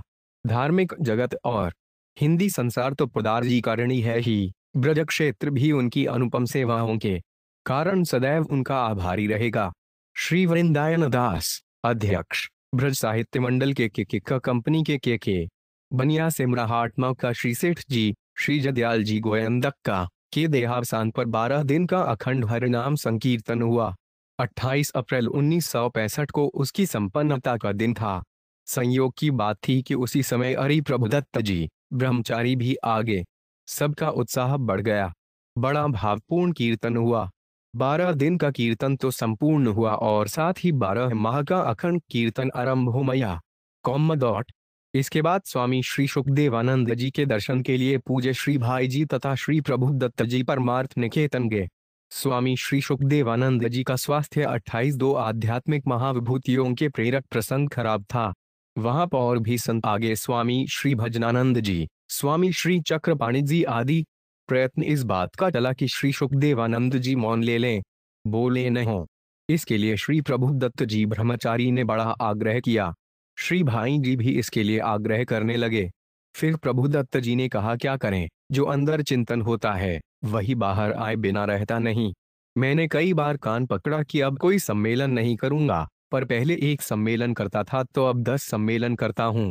पहले 1 लाख की भीड़ होती थी तो अब 10 लाख की होती है। अब तो कई एकड़ जमीन में खेती की है। हम तो पूरे बनिया हो गए। फिर भाई जी की ओर मुंह करके कहते हैं, आप तो बनिया से महात्मा होंगे और हम महात्मा से बनिया होंगे। एक राजा की गाथा है। उसका एक बड़ा मित्र सनन्यासी था। दोनों की मृत्यु हुई। मृत्यु के बाद दूसरे जन्म में राजा सनन्यासी हो गया और सनन्यासी राजा हो गया। दोनों में फिर बड़ी मित्रता हो गई। दूसरे जन्म के राजा ने पूछा, यह बात कैसे हुई? इसके उत्तर में सनन्यासी बोला कि पहले वाले जन्म में मैं राजा था और निरंतर मित्र सनन्यासी का चिंतन करता था। मरने पर सनन्यासी हो गया। इसी तरह सनन्यासी राजा हो गया। यही बात भाई जी के साथ, हम महात्मा से बनिया हो गए और भाई जी बनिया से महात्मा हो गए। इस पर सभी मुस्कुरा पड़े। फिर ब्रह्मचारी जी ने कहा, कोई बात नहीं, हम इस हाल में भी मस्त हैं। सीढ़ी रचना गीता वाटिका में संपादकीय कार्यालय के नवीन भवन का निर्माण हो रहा था। कल्याण कल्पत्रु तथा प्रकाशन संबंधी कार्य के विस्तार के साथ साथ भवन की आवश्यकता की अनुभूति अधिकाधिक होती जा रही थी। भवन काफी बन चुका था। भवन को दिखलाने के लिए श्री भाई जी ने पूज्य स्वामी श्री राम सुखदास जी महाराज को बुलाया। पूज्य स्वामी जी आए तथा त्रिभाई जी उन्हें अपने साथ भवन दिखलाने के लिए ले गए। श्री भाई जी स्वामी जी को छत पर ले जाना चाहते थे, पर सीढ़ी के नीचे का हिस्सा नहीं बना था। 1-2 सीढ़ी बाकी थी। पूज्य स्वामी जी ठीक प्रकार से चढ़ सकें, इत दर्थ श्री भाई जी ईंटें रखने लगे। भाई जी श्री हनुमान प्रसाद जी पोहदार 29 श्री भाई जी को ईंट पर ईंट रखते देखकर स्वामी जी ने मधुर विनोद किया, क्या आप मेरे लिए सीढ़ी बना रहे हैं? तुरंत श्री भाई जी ने विनीत हृदय को विनम्र वाणी में उत्तर दिया है, तो मैं अपने लिए बना रहा हूँ, दूसरों के लिए बनाने की क्षमता मुझ में कहाँ। और आराम वैशाख 001 शनिवार सन 2024 तदनुसार 20 मई 1967 को गीता भवन की परंपरा के अनुसार रात्रि के प्रवचन में कीर्तन हुआ करता है। मंच पर बैठे हुए पहले श्री ईश्वर प्रसाद जी गोयंदका ने कीर्तन कराया। पूज्य स्वामी श्री राम सुखदास जी तथा श्री भाई जी नीचे बैठे हुए थे। श्री ईश्वर प्रसाद जी गोयंदका का कीर्तन समाप्त होने पर उन्होंने श्री भाई जी से प्रार्थना को, आप मंच पर पधारें। श्री भाई जी ने स्वामी जी से कहा, स्वामी जी आप शी चलिए, आइए कीर्तन करें। दंडा। स्वामी जी ने कहा, मेरा जाने का विचार है, मुझे तो नींद आ रही है, मैं आराम करना चाहता हूँ ना। भाई जी ने स्वामी जी से निवेदन किया, केवल आपको ही नींद आ रही है क्या? मुझे भी आ रही है, मैं भी तो आराम करना चाहता हूँ। ऐसा कहकर स्वामी जी का हाथ पकड़कर मंच पर ले जाने लगे। स्वामी जी उठ गए तथा भाई जी के साथ मंच पर जाने लगे। मंच पर जाते जाते भाई जी ने स्वामी जी से विनोद किया, आप तो यहाँ कीर्तन करें, आराम आराम आराम। सभी समीपस्थ लोग मुस्कुरा पड़े। नववर्षारंभ 5 श्री परमेश्वर प्रसाद जी दीक्षित, जज साहब श्री राम प्रसाद जी दीक्षित के छोटे भाई दोपहर को श्री भाई जी के पास बैठे थे। श्री भाई जी डाक देख रहे थे। तभी श्री दीक्षित जी ने कहा, आज तो 31 दिसंबर हो गया, कल से नए वर्ष का आरंभ होगा। नवंबर वर्ष की शुभकामना भेजनी चाहिए। प्रिय भाई जी ने कहा, आप भेजिए। मैं क्यों भेजूं? मेरा नया वर्ष थोड़े आया है। मेरा तो नववर्ष अभी देर से आएगा। मेरे नवंबर वर्ष का आरंभ विक्रम संवत के प्रथम दिन से होता है, ईसाई संवत से नहीं। 30 आध्यात्मिक महाविभूतियों के प्रेरक प्रसंग। वृक्ष को जल दे वैक्षु 013 सोमवार सन 0-2024 तदनुसार 22 मई 1967 को परम पूज्य जगद्गुरु श्रृंगेरी पीठाधिपति स्वामी शंकराचार्य जी महाराज पधारे तथा गीतावन और परमार्थ निकेतन की स्थल को अपने श्री चरणों से पवित्र किया। परमार्थ निकेतन में श्री शंकराचार्य जी के साथ श्री भाई जी ने देखा उनका तव निर्माण तथा अधिकाधिक निर्माण की उत्कंठा। परमार्थ निकेतन से लौटते समय श्री रामदास जी जालान श्री भाई जी के साथ थे। वे गोरखपुर से आए थे गोविंद भवन ट्रस्ट की मीटिंग में भाग लेने के लिए। ट्रस्ट के और भी सदस्य आए थे। मीटिंग के समाप्त होने पर सभी अपने अपने स्थान को लौट गए। सदस्यों में कार्य के प्रति उतना उत्साह नहीं। कोई कहता था चूरू का ऋषिकुल बंद कर दो, कोई कहता था प्रकाशना का काम कम कर दो। श्री भाई जी का इस प्रकार की सभी बातों से विरोध था। पूज्य श्री सेठ जी जिस वृक्ष को खड़ा कर गए, कभी इस शाखा को कभी उस शाखा को तोड़ने या काटने की बात क्यों करें? श्री भाई जी ने कहा, देखो, एक तो परमार्थ निकेतन वाले हैं जिनमें कार्य का उत्साह है और कार्य का विस्तार कर रहे हैं, और हम लोग हैं जो कार्य को घटाने की बात कहते हैं। जो जैसा सोचता है वैसा ही हो जाता है। यदि हमारे चिंतन की पद्धति यही रही तो निश्चित ही हमारा हास होगा। श्री रामदास जी ने श्री भाई जी की बातों का अनुमोदन किया। बात की टेक निभाना। एक बार श्री भाई जी महात्मा गांधी से मिलने के लिए साबरमती आश्रम गए। कल्याण को निकले कुछ संभवतः 3-4 वर्ष ही हुए थे। राम नाम महिमा पर बात चली। गांधी जी ने कहा, मैं सदा नाम जप किया करता हूँ। फिर अपनी माला दिखाई जो तकिए के नीचे थी। माला टूटी हुई थी। श्री भाई जी के पास कुछ अतिरिक्त मालाएं थीं। श्री भाई जी ने कहा, बापू, आपकी माला टूटी हुई है। यदि आप स्वीकार करें तो मैं आपको एक नई माला दे दूं। गांधी जी ने विनोद किया, मुझे माला देकर मेरे गुरुवार बनना चाहते हो क्या? श्री भाई जी ने कहा, गुरुवार तो आप ही रहेंगे। माला आपकी खंडित थी, अतः कह दिया। गांधी जी ने माला ले ली और फिर कहा, मुझे गुरुवार मानना है ना, फिर गुरु दक्षिणा चुकाओ। श्री भाई जी ने कहा, मुझे स्वीकार है, कहिए क्या आज्ञा है? बापू ने ही भाई जी श्री हनुमान प्रसाद जी पोदार 39 कहा, जितना जप प्रतिदिन करते हो सो तो ठीक है, उससे 2 माला और अधिक जप प्रतिदिन करो ही। श्री भाई जी ने अपने प्रतिदिन के क्रम में 2 माला और जोड़ ली। वह यह क्रम बराबर निभाते रहे। चरिस्थिति की विषमता में कर्मठता है। बात उस समय की है जब भारत को स्वतंत्रता प्राप्ति हो चुकी थी। बाबू है श्री राम सिंह ने गीता प्रचार के उद्देश्य से लखनऊ में एक दुर्गा गौता विद्यालय की स्थापना कर रखी थी। बाबू श्री राम सिंह जी पहले मंत्रालय में आशुलिपिक स्टेनो का कार्य करते थे। आप में गीता के प्रति बड़ी निष्ठा थी। गीता रामायण परीक्षा भी आप सक्रिय सहयोग देते रहे। किला में उन दिनों श्रीमती सरोजिनी नायडू उत्तर प्रदेश की राज्यपालिका थीं। गीता विद्यालय के वार्षिकोत्सव में अध्यक्ष पद के लिए श्रीमती नायडू को आमंत्रित किया गया और उन्होंने स्वीकार भी कर लिया, परंतु बाबू श्री राम सिंह जी की नजर में कोई ऐसा व्यक्ति नहीं आया जिसे बुला सकें, जिसका गीता पर अधिकार हो तथा साथ ही श्रीमती नायडू का उपयुक्त स्वागत कर सके।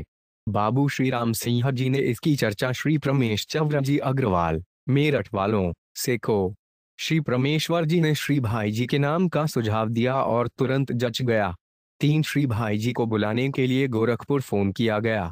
पहले तो उन्होंने अस्वीकार कर दिया, पर जब कई फोन आए तब उन्होंने कहा, भाई आप लोग मानेंगे नहीं, फोन पर व्यर्थ खर्चा करते हैं, आप तिथि बता दीजिए, मैं आ जाऊंगा। फोन पर उनको गीता विद्यालय के वार्षिकोत्सव की निश्चित तिथि का जता दी गई। कल उत्सव होने वाला है और आज गीता विद्यालय के प्रांगण में तंबू तान दिया गया है, कुर्सियां लगा दी गई हैं। पहले दिन जितनी आवश्यक व्यवस्था होनी चाहिए कर दी गई, पर संयोग की बात, रात के 10:30 बजे से वर्षा आरंभ हुई और घनघोर वर्षा, वे भी घंटों। सारी जमीन अत्यधिक भीग गई। तंबू लटक गया, कुर्सी टेबल सभी भीग गए। है गाड़ी गोरखपुर से लखनऊ सवेरे 6 बजे पहुंचती है, पर किसी कारण गाड़ी लेट हो गई 3 घंटे। श्री परमेश्वर जी श्री भाई जी को लेने के लिए स्टेशन गए। श्री भाई जी के साथ थे पूज्य बाबा स्वामी श्री चक्रधर जी महाराज, राम स्नेही जी 32 आध्यात्मिक महाविभूतियों के प्रेरक प्रसंग और शायद एक नौकर। ब्राबा आदि को श्री मोतीलाल जी जालान के यहाँ ठहरा कर श्री भाई जी श्री परमेश्वर जी के साथ जल्दी जल्दी श्री दुर्गा गीता विद्यालय पहुंचे। तब 10:30 बजा था और उत्सव आरंभ होने वाला था 11 बजे। पर पंडाल का हाल ही कुछ और था। वर्ष के कारण उत्पन्न अस्त व्यवस्था ज्यों की त्यों थी। तंबू झुका हुआ पड़ा है, कुर्सियां भींगी पड़ी हैं, मंच की कोई व्यवस्था नहीं। यहाँ तक कि वहां पर न बाबू श्री राम सिंह हैं और न अध्यापक एवं विद्यार्थीगण इस अस्त व्यस्तता को दूर करने का प्रयत्न कर रहे हैं। इस स्थिति को देखकर श्री परमेश्वर जी एकदम घबरा गए। अब क्या होगा? 10:30 बज गए, कोई प्रबंध नहीं। श्रीमती सरोजनी नायडू ठीक समय से पहुंच जाएंगी। परिस्थिति की विषमता को श्री भाई जी ने भी भांप लिया। पर अब न तो किसी को दोष देने का समय था और न हाथ पर हाथ रखकर बैठने का समग्र था। उन्होंने कहा, घबराने की जरूरत नहीं, आओ सब मिलकर काम करें। चंद मिनटों में सारे काम हो जाता है। वहां जितने अध्यापक और विद्यार्थी थे सबको उत्साहित किया, सबको काम बताया, काम स्वयं करने लगे और कराने लगे। बांस पकड़कर तंबू ताना गया, तंबू पर पड़ा हुआ पानी गिराया गया, फिर तंबू की रस्सियां बांधी गईं, कुर्सियां पोंछी गईं, टेबल पोंछे गए, मंच को ठीक किया गया और मंच से लेकर विद्यालय के प्रवेश द्वार तक पाबड़े बिछाए गए। विश्वास ही नहीं होता, यह सारा काम लगभग 20 मिनट में हो गया। श्री भाई जी की सूझ, निर्देशन, श्रम तथा प्रोत्साहन ने सारा काम बना दिया। ठीक 5 मिनट पहले श्रीमती नायडू के स्वागत के लिए श्री भाई जी, बाबू श्री राम सिंह जी, भाई परमेश्वर जी तथा अन्य लोग प्रवेश द्वार पर आकर खड़े हो गए। ठीक समय से श्रीमती सरोजनी नायडू आ गई तथा उनको ले जाकर मंच पर बैठाया गया। श्रीमती नायडू ने श्री भाई जी के प्रति काफी सम्मान प्रदर्शित किया। वार्षिकोत्सव की कार्यवाही आरंभ हुई। 2-3 कार्यक्रम के बाद श्री भाई जी का गीता पर 15 मिनट तक भाषण हुआ। भाषण इतना उत्कृष्ट था कि सारे श्रोता विमुग्ध हो गए। स्वयं श्रीमती नायडू प्रभावित हो गईं। पूर्व योजनानुसार श्रीमती नायडू के बोलने का कोई कार्यक्रम नहीं था, पर वे भी बोलने के लिए खड़ी हुई और गीता पर लगभग 10 से 12 मिनट तक बोली। श्रीमती नायडू ने यहाँ तक कहा कि श्री पोदर जी के भाषण को सुनकर उसी तरह की प्रसन्नता हुई जिस तरह गांधी जी के आश्रम में गांधी जी के भाषण को सुनकर हुआ करती है। भाई जी श्री हनुमान प्रसाद जी पोदार डेन का निर्वाह आज सन 2023 विट माघ शु 012 मंगलवार 21 फरवरी 1967 का दिन गोरखपुर में आम चुनाव का हलचल है। लोकसभा की सदस्यता के लिए ये महत श्री दिग्विजयनाथ जी तथा प्रोफेसर शून्य शिबतलाल जी सकक सेना में गहरा है। चुनाव की इस चर्चा के बीच श्री कृष्णचंद्र जी ने श्री शिवनलाल जी का एक पुरातत्व संस्मरण सुनाया। यह बहुत दिनों पहले की बात है। तब गद्धाष्टमी के उत्सव का इतना विस्तृत और विशाल रूप नहीं था। गीता वाटिका की कोठी के हाल में ही श्री राधा जी का जन्मोत्सव मनाया जाता था। राधाष्टमी का दिन था। श्री भाई जी ने बाबा से कहा, शिवनलाल जी से मिलने के लिए तथा 10 से 12 देश मॉल की दूरी पर स्थित एक गांव में अण्वस्त्र के वितरण के लिए मुझे जाता है। शिवनलाल जी को अनशनते हुए आज लगभग 10 दिन हो गए हैं। गोरखपुर जिले में अकाल पड़ गया था और सरकार इस ओर ध्यान नहीं दे रही थी। इसी का विरोध करने के लिए श्री शिबतलाल जी अनशन कर रहे थे। श्री शिवनलाल जी सार्वजनिक निर्माण विभाग के डाक बंगले में थे। श्री भाई जी श्री शिवनलाल जी से कह चुके थे कि अकाल पीड़ितों को अण्वस्त्र देने के बाद आपसे आकर मिलूंगा। श्री राधा जन्म का समय समीप था। पूज्य बाबा ने कहा, आज राधाष्टमी है, हाल में जन्मोत्सव का आयोजन है, यदि कोई बाधा नहीं हो तो उत्सव की संपन्नता के बोध चले जाइएगा। हाँ, श्री भाई जी ने उत्तर दिया, आपका कहना ठीक है, पर मुझको जाना चाहिए। मैं वचन भी दे चुका हूँ और भी ऐसी बातें हैं जिनके कारण जाना आवश्यक है। आप हैं ही, यहाँ उत्सव मना लीजिए। 5 श्री कृष्णचंद्र जी केटिया, एक प्रकार का शुद्ध रेशमी वस्त्र पहने हुए राधा जन्म महोत्सव की तैयारी में संलग्न थे। पूज्य बाबा ने कहा, अपना केटिया उतार कर सूती कपड़े पहन लो और श्री भाई जी के साथ जाओ। श्री भाई जी अकाल पीड़ित क्षेत्र में गए। जनता के रूप में विराजित भगवान की अण्वस्त्र से सेवा की। वहां से लौटकर डाक बंगले में श्री शिवनलाल जी से मिले।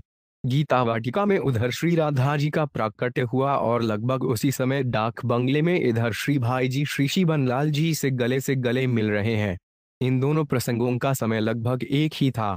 स्नेह से आप्यायित होकर श्री शिवनलाल जी ने 2 आध्यात्मिक महाविभूतियों के प्रेरक प्रसंग श्री भाई जी से पूछा, आपके अलावा और कौन है जो मुझसे मिलने के लिए आवे? श्री शिवनलाल जी का गला भराया और कंठवृद्ध हो गया। एक बार गीता प्रेस में श्रमिकों ने हड़ताल कर दी। श्रमिक नेताओं की ऐसी कल्पना थी कि श्री बनलाल जी के सहयोग से यह हड़ताल और भी जोर पकड़ लेगी। श्री बनलाल जी शहर में थे नहीं, कहीं बाहर गए हुए थे। उनके बाहर से आने पर श्रमिक नेताओं ने उनसे नेतृत्व के लिए अनुरोध किया। श्री बनलाल जी ने स्पष्ट और जोरदार शब्दों में कहा, मैं इस हड़ताल में सहयोग नहीं दूंगा। मैं राजनीतिक पार्टी से इस्तीफा दे सकता हूं, किंतु पोद्दार जी के खिलाफ एक शब्द नहीं बोल सकता। मुझे उनकी नेक नियति पर पूर्ण विश्वास है। श्री भाई जी की सिद्धांतवादिता संवत 2024 विटपॉश 011 मंगलवार 28 नवंबर 1967 को गीता वाटिका गोरखपुर में प्रवचन देते हुए श्री भाई जी ने अपना एक पुरातन संस्मरण सुनाया कि किस प्रकार लोग श्री भाई जी की सिद्धांत निष्ठा के कारण श्री भाई जी से किनारा कर लेते थे। घटना सन 1920 और 1924 के बीच की है। श्री भाई जी ने खद्र के वस्त्रों का प्रयोग करना आरंभ कर दिया था। आजकल तो बढ़िया से बढ़िया और महीन से महीन खादी प्राप्त हो जाती है, जिसके सामने मिलके कपड़े भी मात खाते हैं, परंतु उन दिनों की खादी टाट के बराबर होती थी। खादी के वस्त्रों का प्रयोग करना भी एक अत्यधिक साहस और सिद्धांत निष्ठा की बात थी। फूलाल सतोप। श्री भाई जी का समाज में सम्मान तो था ही। एक घनिष्ठ परिचित व्यक्ति ने श्री भाई जी से कहा, भाई जी, आज सूरदास का अभिनय प्रस्तुत किया जाएगा, आप देखने चलेंगे क्या? श्री भाई जी ने अपनी स्वीकृति दे दी। उन महाशय ने कहा, भाई जी, अभिनय 8 बजे प्रारंभ होगा, मैं आपके पास 7 बजे के लगभग आ जाऊंगा। आप मेरे साथ मेरी गाड़ी में बैठकर चले चलिएगा। तार शाम को श्री भाई जी उनकी प्रतीक्षा करने लगे, परंतु वे आए नहीं। अधिक समय निकलता देखकर श्री भाई जी एक दो और साथियों को साथ लेकर अभिनय देखने के लिए चले गए। वहीं पर उनकी उन महोदय से भी भेंट हो गई। श्री भाई जी ने उनसे पूछा, भैया, मैं तो तुम्हारी राह देख रहा था, तुम 7 बजे कैसे नहीं आए? भाई जी श्री हनुमान प्रसाद जी पोद्दार प्लस 35 महोदय बड़े सरल हृदय के थे।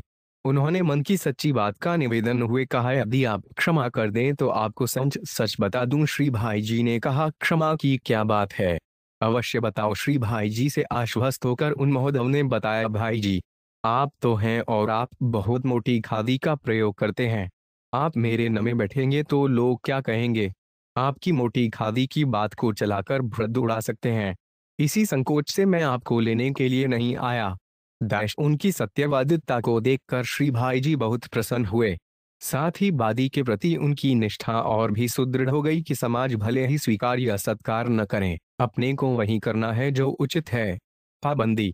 सन 2024 विट माघ 012 रविवार 11 फरवरी 1968 के दिन श्री भाई जी को भारतीय जनसंघ के अध्यक्ष श्री दीनदयाल जी उपाध्याय के निधन का समाचार सिला। श्री उपाध्याय जी का निधन मुगल सराय स्टेशन के पास हुआ। शव पुलिस के पास है और मृत्यु का कारण अज्ञात है। इस समाचार को पाते ही श्री भाई जी को बड़ी मार्मिक पीड़ा हुई। कौम शाम को 5:30 बजे गोरखपुर के टाउन हॉल में शोक सभा थी। जनसंघ के स्थानीय कार्यकर्ता श्री मल्होत्रा जी ने श्री भाई जी से भी आने के लिए अनुरोध किया। श्री भाई जी ने उस अनुरोध को तुरंत स्वीकार कर लिया और कहा, मुझको तो आना ही चाहिए। वे तो मेरे बड़े आत्मीय स्वजन थे, हम दोनों का बड़ा स्नेह था। आज दोपहर में ही मृत्यु हुई थी और अपराकाल में यह समाचार रेडियो से प्रसारित किया गया था। थोड़ी ही देर बाद इस शोक सभा का आयोजन कर लिया गया था। श्री भाई जी घर से 5 बजे चल दिए।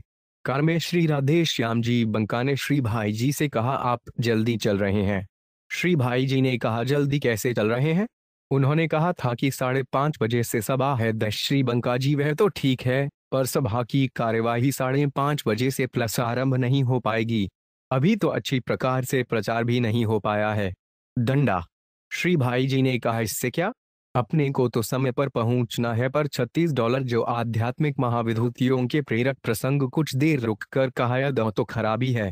सभी यदि यह सोचने लगे कि सभा की कार्यवाही 5:30 बजे आरंभ नहीं होगी, अतः देर से चलना चाहिए, तो फिर तो अवश्य ही देर होगी। सोचना यह चाहिए कि कार्यवाही आरंभ हो या न हो, अपने को ठीक समय पर पहुंच जाना है। श्री भाई जी वहां पर समय से पहुंच गए। संयोग की है बात, श्री बंका जी का अनुमान गलत निकला। शोक सभा की कार्यवाही 5:30 बजे आरंभ होगी। निश्चित समय पर पहुंचने का निश्चय रहने से श्री भाई जी कुछ मिनट पहले ही पहुंच गए थे। सवनन्यासी बेजग को प्रणाम। वैशाख 007 मंगलवार सन 2024 भेंट 16 मई 1967 की शाम को स्वर्ग आश्रम में गंगा किनारे टहलकर श्री भाई जी आए। अपने निवास स्थान के बरामदे में बैठकर स्वामी श्री सदानंद जी की प्रतीक्षा करने लगे। स्वामी सदानंद जी परमार्थ निकेतन के संस्थापक स्वामी श्री सुखदेवानंद जी के शिष्य हैं तथा परमार्थ प्रजिका के संपादक हैं। स्वामी श्री सदानंद जी अपने पूर्व आश्रम के पहले कल्याण कार्यालय में कार्य करते थे। अब परमार्थ निकेतन के प्रधान प्रबंधकों में इनसे एक आप भी हैं। निर्धारित समय से जब अधिक समय होने लगा तो श्री भाई जी एक प्रकार से निराश होने लगे। श्री भाई जी उठने ही वाले थे कि स्वामी सदानंद जी आ गए। श्री भाई जी ने उठकर स्वागत किया तथा भूमि पर माथा रखकर प्रणाम किया। श्री स्वामी जी पहले ही झुककर प्रणाम कर रहे थे। स्वामी जी ने मस्तक उठाकर देखा कि श्री भाई जी भूमि पर मस्तक रखकर प्रणाम कर रहे हैं। वे संकोच में पड़ गए। पढ़ना स्वाभाविक था। जिनके सोचे जिनके कार्यालय में कार्य किया वही प्रणाम करें, कोई भी संत हृदय से कैसे देख सकता है। श्री स्वामी जी ने कहा, भाई जी आप ठीक नहीं करते। श्री भाई जी ने पूछा, क्या ठीक नहीं किया। श्री स्वामी जी ने संकोच में दबते हुए कहा, क्या बच्चे को प्रणाम करना उचित है। श्री स्वामी जी का निवेदन सही था। श्री भाई जी ने कहा, आप एकदम ठोक कहते हैं। आप मेरे लिए बच्चे ही हैं, पर मैंने बच्चे को प्रणाम नहीं किया है। मैंने तो गेरुए वस्त्र को प्रणाम किया है। यह भी हमारी एक मर्यादा है। आई राधे श्याम। पंका भाई जी अरि हनुमान प्रसाद जी पोद्दार 37। अपना दोष बतलाने वाले का उपकृत होना। आप डॉक्टर साहब को नहीं जानते भाई जी। भारत के राष्ट्रपति देशरत्र से पोद्दार जी से कहा उन्होंने, एक डबल डंडा एक डिठौना रहना चाहिए। बीच ही में उत की बात काटकर पोद्दार जी ने तुरंत उत्तर दिया, नहीं तो उनमें इतने सद्गुण हैं कि कहीं नजर न लग जाए। पर दोष दर्शन तो दूर, किसी की निंदा भी सह लेना आपके वश की नहीं, किंतु अपना दोष बताने वाले का उपकृत होता, उसका आभार करना इनका सहज गुण ही नहीं, स्वभाव भी है। बहुत वर्ष पूर्व आपको एक मित्र के द्वारा सूचना मिली कि किसी ने एक पुस्तक में इनकी कुछ चना की है। आपने उस मित्र को तुरंत लिखा, आपके कथनानुसार पुस्तक में यदि मुझ पर कटाक्ष किए गए हैं तो आपत्ति की कौन सी बात है। यदि आलोचक ने कोई सच्चा दोष दिखलाया तो वे हम मुझ पर उसका उपकार ही मानना चाहिए। यदि उसने कहीं और मिथ्या आक्षेप किया हो तो बेचारा प्रमेय है। परमात्मा उसकी ओर। शिवनाथ दुबे गा गुण विसर्ग शून्य। श्री भाई जी का सर्वप्रथम दर्शन मुझे तब हुआ जब मेरी उम्र मात्र 8 वर्ष की थी। उन दिनों कल्याण के संपादकीय विभाग में श्री लक्ष्मण नारायण गर्दे, श्री मुवनेध्वर नाथ मिश्र माधव, श्री तंद दुलारे वाजपेयी, श्री देवधर शर्मा और मेरे पिताजी श्री शांतनु बिहारी द्विवेदी काम करते थे। श्री भाई जी के समीप पहुंचकर चरण छूकर प्रणाम करना मुझे सिखाया गया था। तदनुसार उनके चरणों तक कर जैसे ही मैंने प्रणाम किया, भाई जी ने मुझे अपने पास खींचकर बैठा लिया और अपने अमूल्य समय में भी बहुत लाड प्यार पूर्वक घर बाहर की बातें करने लगे। मैं कई दिनों तक उनके घर ही रहा। वहां के स्नेह की स्मृतियां आज भी चितपटल पर एक एक कर अंकित हो रही हैं। सन 1942 में महाभारतांक का काम पूरा होते होते पिताजी ने संन्यास ले लिया। उस समय मैं भाई जी की जन्मभूमि रतगढ़ के निकट चूरू के 38 आध्यात्मिक महाविभूतियों के प्रेरक प्रसंग ऋषिकुल ब्रह्मचर्याश्रम में अध्ययन कर रहा था। जब मुझे संन्यास की सूचना मिली तो आश्रम में मैं कई दिनों तक दुखी रहा और रोया भी।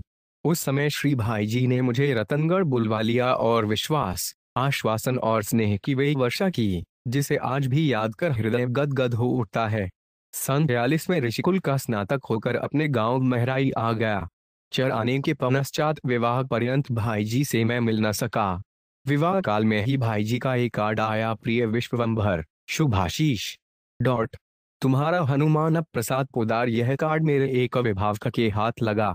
उस पत्र में अंकित आशीष और तुम्हारा जैसे शब्दों पर उन्होंने बड़ी आपत्ति उठाई और आग बबूला हो गए लगे वहां अपनी भड़ांस निकालने देखा। यह देश के बड़े विद्वान कल्याण के संपादक का पत्र है। इतना तो ध्यान होना चाहिए कि पत्र लिख रहे हैं एक ब्राह्मण को भाई जी और अपने संबंधी मन भाव की बात उन्हें समझाने में मैं विफल हो गया। वे अंत तक जलाते ही रहे। कौम संयोग से उन्हीं अभिभावक महोदयों के साथ कुछ दिनों बाद मैं गोरखपुर गया। भाई जी से मिला।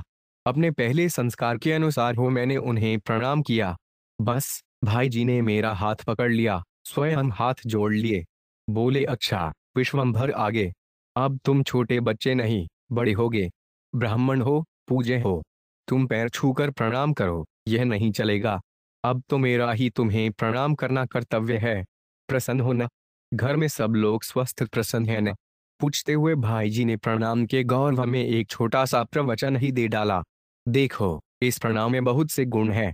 कईयों पंडित जी हमारे अभिभावक की ओर संकेत करते हुए बोले, मानो उनकी झुंझलाहट का ही उत्तर दे रहे हों। युद्ध भूमि में कौरव पांडवों की सेनाएं डटी थीं। संघर्ष के लिए शस्त्रास्त्रों से सुसज्जित योद्धा रक्त पिपासु हो एक दूसरे पर टूट पड़ना चाहते थे। उसी समय एकाएक युधिष्ठिर रथ से उतर पड़ते हैं। धनुष, बाण और कवच रथ में ही रखकर पैदल ही कौरव वाहिनी की ओर बढ़ने लगते हैं। अर्जुन हतप्रभ हो जानता है। भीम ललकारता है, यह क्या होने जा रहा है? नकुल सहदेव सशंकित होते हैं, क्या यह आत्मसमर्पण का समय है? किंतु युधिष्ठिर निरहेंद्र निर्भय हो सैनिकों की कतार चीरते पहुंच जाते हैं। पितामह भीष्म के समीप और चरणों की धूलि सिर पर धारण करते हैं। कौम विजयी हो, युधिष्ठिर पितामह आशीर्वाद देते हैं। यह कैसे संभव भाई जी? हनुमान प्रसाद जी पोदर 39 है। गीता में जब आप जैसे महान सेनापति हमारे विरुद्ध युद्ध के लिए सन्नद्ध धर्मराज ने अत्यंत विस्मय मिश्रित जिज्ञासा प्रस्तुत की। अब यह प्रभ भी संभव हो गया वत्स, क्योंकि मैंने तुम्हें आशीर्वाद जो दे दिया, इस स्थिति में भी तुम्हारे प्रणाम का यह परिणाम है, अन्यथा मैं तुम्हें शाप। और तब हम जैसे दुर्धर्ष वीर से पार पाना निश्चय ही तुम लोगों के लिए खीर थी। इसी प्रकार आचार्य द्रोण और कृपाचार्य तथा मामा शल्य से भी महाराज क्षर ने प्रणाम करके विजय के वरदान रूप वे अद्भुत शक्ति प्राप्त की जो अजय सिद्ध हुई। हे महाभारत के विज्ञ पाठकों को सुविदित है कि अर्जुन द्वारा प्रेरित शिखंडी ही पितामह की मृत्यु का निमित्त बना। कृपाचार्य ने बिरती ले ली। द्रोणाचार्य को श्वत्थामा की मृत्यु की भ्रांत कल्पना पर शस्त्र संन्यास लेता पड़ा और कर्ण शल्य द्वारा अनुत्साहित हो गया। कौम आखिर इन महारथियों की सहज मृत्यु का रहस्य भेदन किया किसने? होगा केवल एकमात्र युधिष्ठिर के प्रणाम ने। अत यह प्रणाम जीव मात्र के लिए अमोघ शस्त्र है। महाराज मनु कहते हैं, अभिवादनशील से नित्यान वृद्धोप सेवन चत्वारि तस्य वर्धन्ते आयुर्विद्या यशो बलम। हे भाई जी ने इस प्रवचन में वर्णित तथ्य का अपने पूरे जीवन में अनुसरण किया। इसी कारण आज वे अजातशत्रु का अभिनव संस्करण बन गए। विज्ञजन जानते हैं कि नमस्कार क्रिया का अर्थ यह जतलाना है कि मैं आपसे छोया हूं। त्वतो डहमकृष्ट इति बोधनानुकूल करयो शिरः संयोग पूर्वक शिरोन्मनानुरूप व्यापार।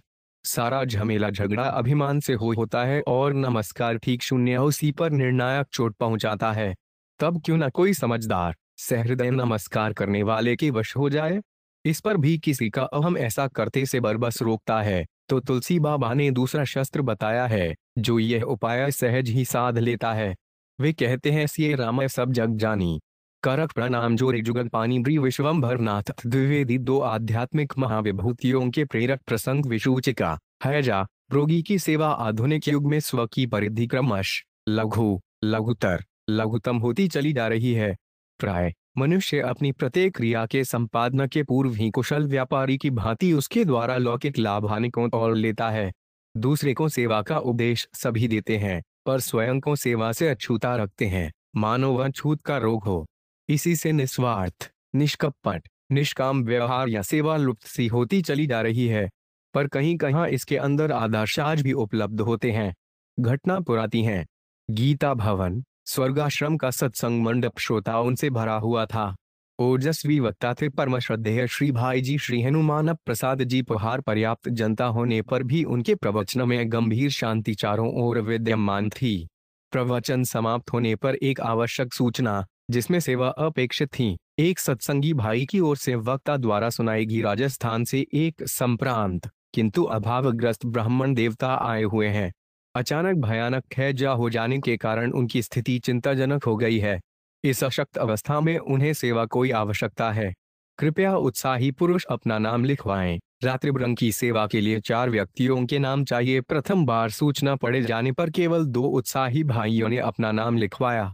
वक्ता द्वारा सूचना दोहराई गई। इस बार भी संकोचवश एक व्यक्ति ने अपना नाम और लिखवा दिया। सूचना प्रसारित करने वाले व्यक्ति ने धीरे से श्री भाई जी से कहा, केवल एक नाम और चाहिए, कृपया एक बार पुनः सूचना दोहरा दें, इसकी आवश्यकता नहीं। इतना कहकर श्री भाई जी अपने स्थान से उठ खड़े हुए। सूचना प्रसारित करने वाला भी उलझन में फंस गया। 3 व्यक्तियों से कैसे रात्रि भर काम चलेगा? 2 व्यक्तियों के बिना वमन और मल से सने कपड़े कैसे बदले जाएंगे? और एक आदमी द्वारा 8 घंटे एक साथ सेवा कर पाना संभव भी नहीं। पर उस भव्य व्यक्तित्व के सम्मुख पुनः कहे भी तो कैसे। गीता भवन से बाहर निकलने पर श्री भाई जी ने साथ चलते जनसमूह पर दृष्टिपात करते हुए सूचना प्रसारित करवाने वाले बंधु से कहा, एक व्यक्ति सेवा के लिए जिस स्थान पर जितने बजे कहिए पहुंच जाएगा। भाई जी श्री हनुमान प्रसाद जी पोद्दार डनौर रात्रि ठीक 10 बजे स्वर्गाश्रम में बने मम नंदली इरड़का के पति इच्छवा अंडणे इस स्थिति इतत में पहुंच जाए। 2 बजे तक उनको रहना होगा, उसके बाद दूसरा गुट जाएगा। अच्छा छोटा सा उत्तर दे। श्री भाई जी आगे बढ़ गए कि रात के 10 बजने वाले थे। माँ भागीरथी के अंक में चंद्रमा शिशुबत मचल मचल कर खेल रहा था। उसी समय श्री भाई जी ने धीरे से झोंपड़ी का दरवाजा खोलते हुए भीतर प्रवेश किया। हाँ पे आप विचित्र विस्मय की अनुभूति कर सूचना करवाने वाले बंधु ने कहा, आप रहने दीजिए, हम लोग सब संभाल लेंगे। क्यों? क्या मैं सेवा नहीं कर सकता? नहीं, यह बात नहीं। इनके कपड़े वमन तथा मल से बार बार सन हैं, उनको साफ करना पड़ता है, फिर कपड़े बदलने पड़ते हैं। तो क्या हुआ? सहज स्वाभाविक स्वर में उत्तर दिया श्री भाई जी ने। हाँ धनी, बड़ी भयानक दुर्गंध होती है, इसी से कह रहा हूँ। ये शब्द श्री भाई जी के कान में कहने का प्रयास किया उन्होंने। दबला डंडा, मल ही मल तो भरा है इस शरीर में, दुर्गंध नहीं तो सुगंध कहाँ से आएगी? फीकी हंसी के साथ श्री भाई जी ने कहा। फूलल सतोप।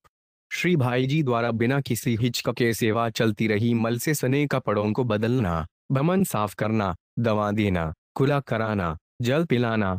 घृणा की तो बात क्या, वे तो प्रभु की अर्चना समझकर की जा रही थी, बड़ी ही लगन से, प्यार से, स्नेह से। भाई जी का परिधिहीन स्व को मान्यता में रुणन भाई कोई दूसरा नहीं, अपना था, अपने से अपना था, अपना स्वरूप था। सूचना प्रसारित करवाने वाला विस्मय अंक के साथ सब देख रहा था। वह मुग्ध था कि श्री भाई जी केवल सेवा का उपदेश देने में ही पट नहीं है, सेवा करने में उससे भी अधिक दक्ष है, निपुण है। श्री भाई जी जैसे संत के स्पर्श से, उनकी ममता भरी सेवा से, उनकी महिमा मेरे रोगी को भी बड़ी शांति का अनुभव हुआ।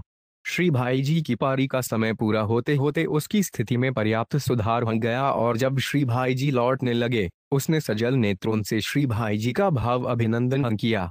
वे स्वतंत्रता सेनानी और श्री भाई जी गीता वाटिका, गोरखपुर में सन 1936 में जब 1 वर्ष का अखंड दर्द और आध्यात्मिक महाविभूतियों के प्रेरक प्रसंग श्री हरिनाथ संकीर्तन चल रहा था। उन दिनों की बात है कि एक बार पम शून्य जवाहरलाल नेहरू को बरह जाना था। वहां एक सार्वजनिक सभा का आयोजन था जिसमें उनका भाषण होने वाला था, पर दुर्भाग्य से बरह जाने वाली रेलगाड़ी छूट चुकी थी।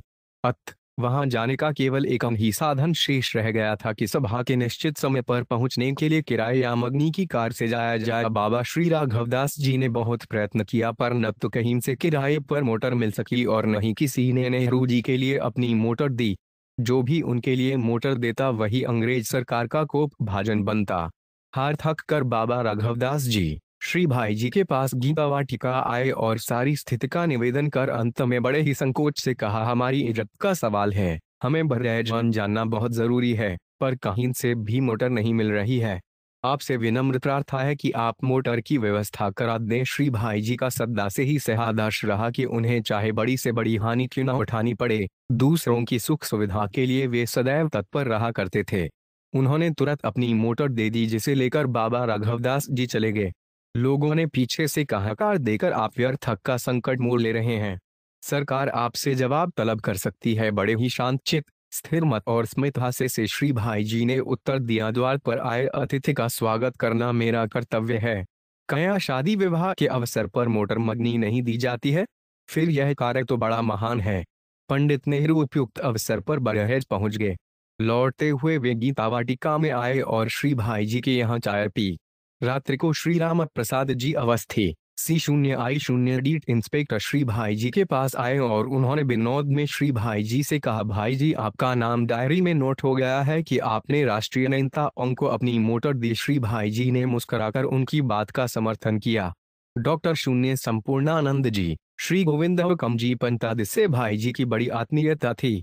वे जब भी घर से गुजरते थे बराबर भाई जी से मिला करते थे। उन दिनों गोरखपुर में मिस्टर रोज नामक कलेक्टर बड़े ही कठोर माने जाते थे, लेकिन किसी ने भी न तो कभी श्री भाई जी से कोई पूछताछ की और न उन्हें तंग ही किया।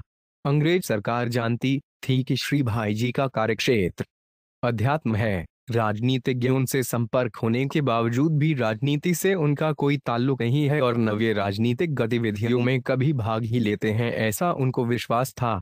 डॉट तो घटना के बहुत दिनों बाद श्री भाई जी को पंडित नेहरू का पत्र मिला जिसमें गीता वाटिका में चाय पीने का विवरण लिखा था।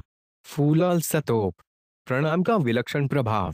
अभिवादनशील से नित्य उद्धोप सेवन।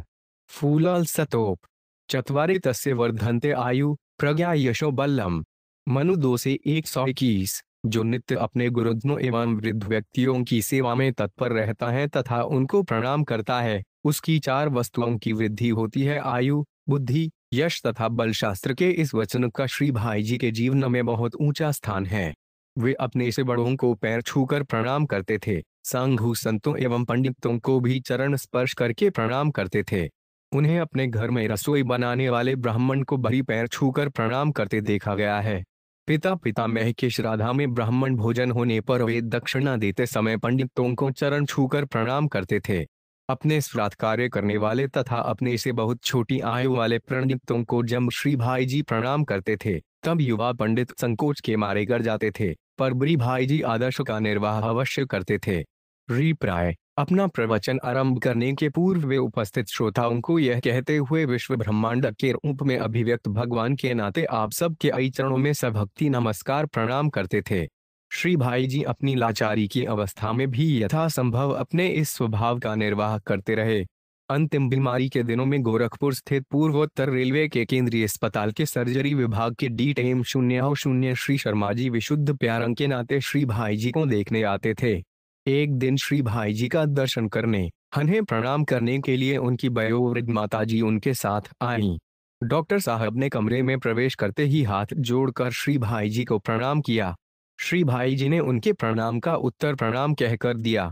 जब डॉक्टर साहब की चुधा माता जी श्री भाई जी को प्रणाम करने लगीं, तब भाई जी बड़ी ही विनम्रता से 2 आध्यात्मिक महाविभूतियों के प्रेरक प्रसंग बोले, माता जी आप तो मेरी माँ हैं, मैं आपको प्रणाम करूंगा, आपका आशीर्वाद लूंगा। माता जी श्री भाई जी की इस विनय भरी भावना से मुग्ध हो गईं और वे प्रणाम न करके आगे बढ़ गईं श्री भाई जी का प्रणाम स्वीकार करने।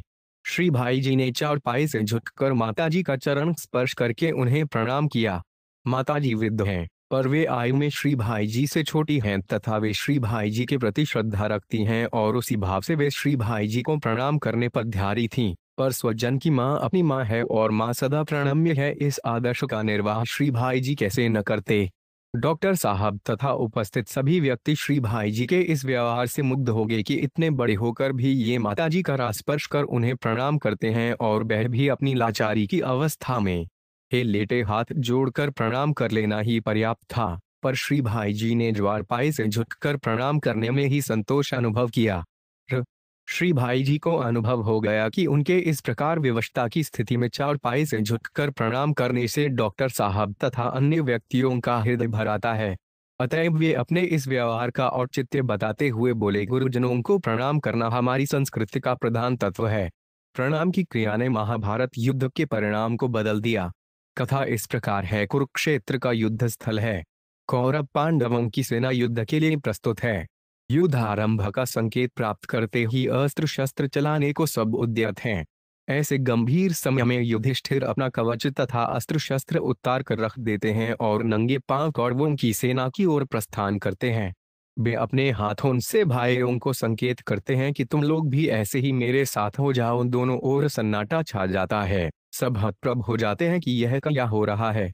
क्या युधिष्ठिर युद्ध से भयभीत होकर क्षमा याचना करने के लिए आगे बढ़े हैं? पर सब देख रहे हैं कि दोनों सेनाओं को चीरते हुए युधिष्ठिर भीष्म पितामह के सम्मुख पहुंच जाते हैं। भीष्म पितामह उस युद्ध के प्रधान थे।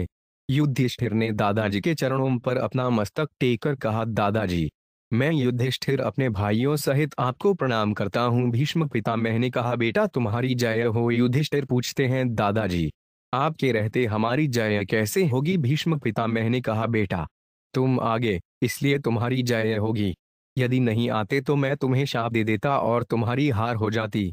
बेटा तुम ठीक कहते हो, जब तक भाई जी हनुमान प्रसाद जी घोड़दार 4-5 लड़वा रहूंगा तब तक मुझ पर विजय प्राप्त करना संभव नहीं है।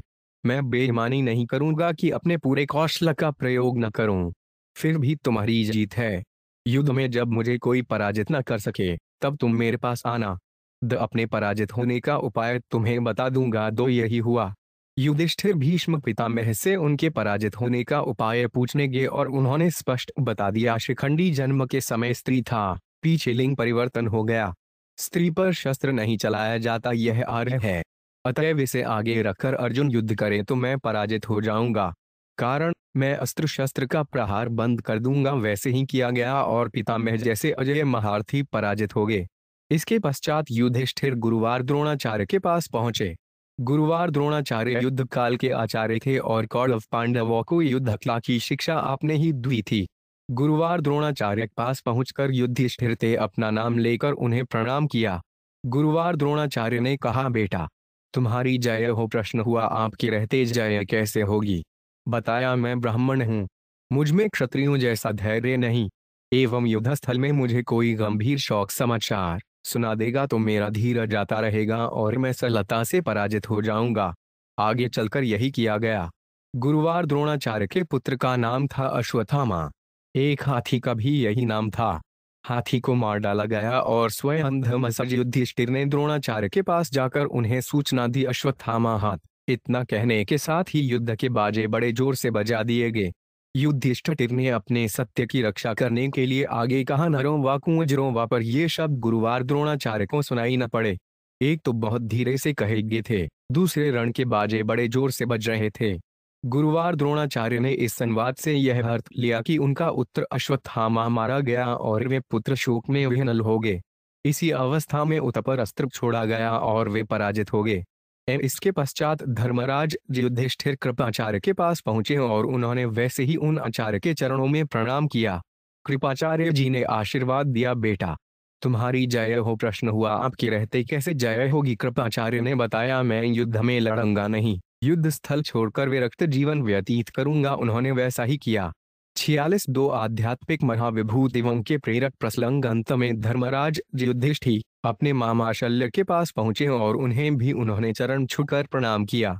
मामा जी ने आशीर्वाद दिया, बेटा तुम्हारी जय हो। प्रश्न हुआ, आपके रहते हमारी जय कैसे समत्र है?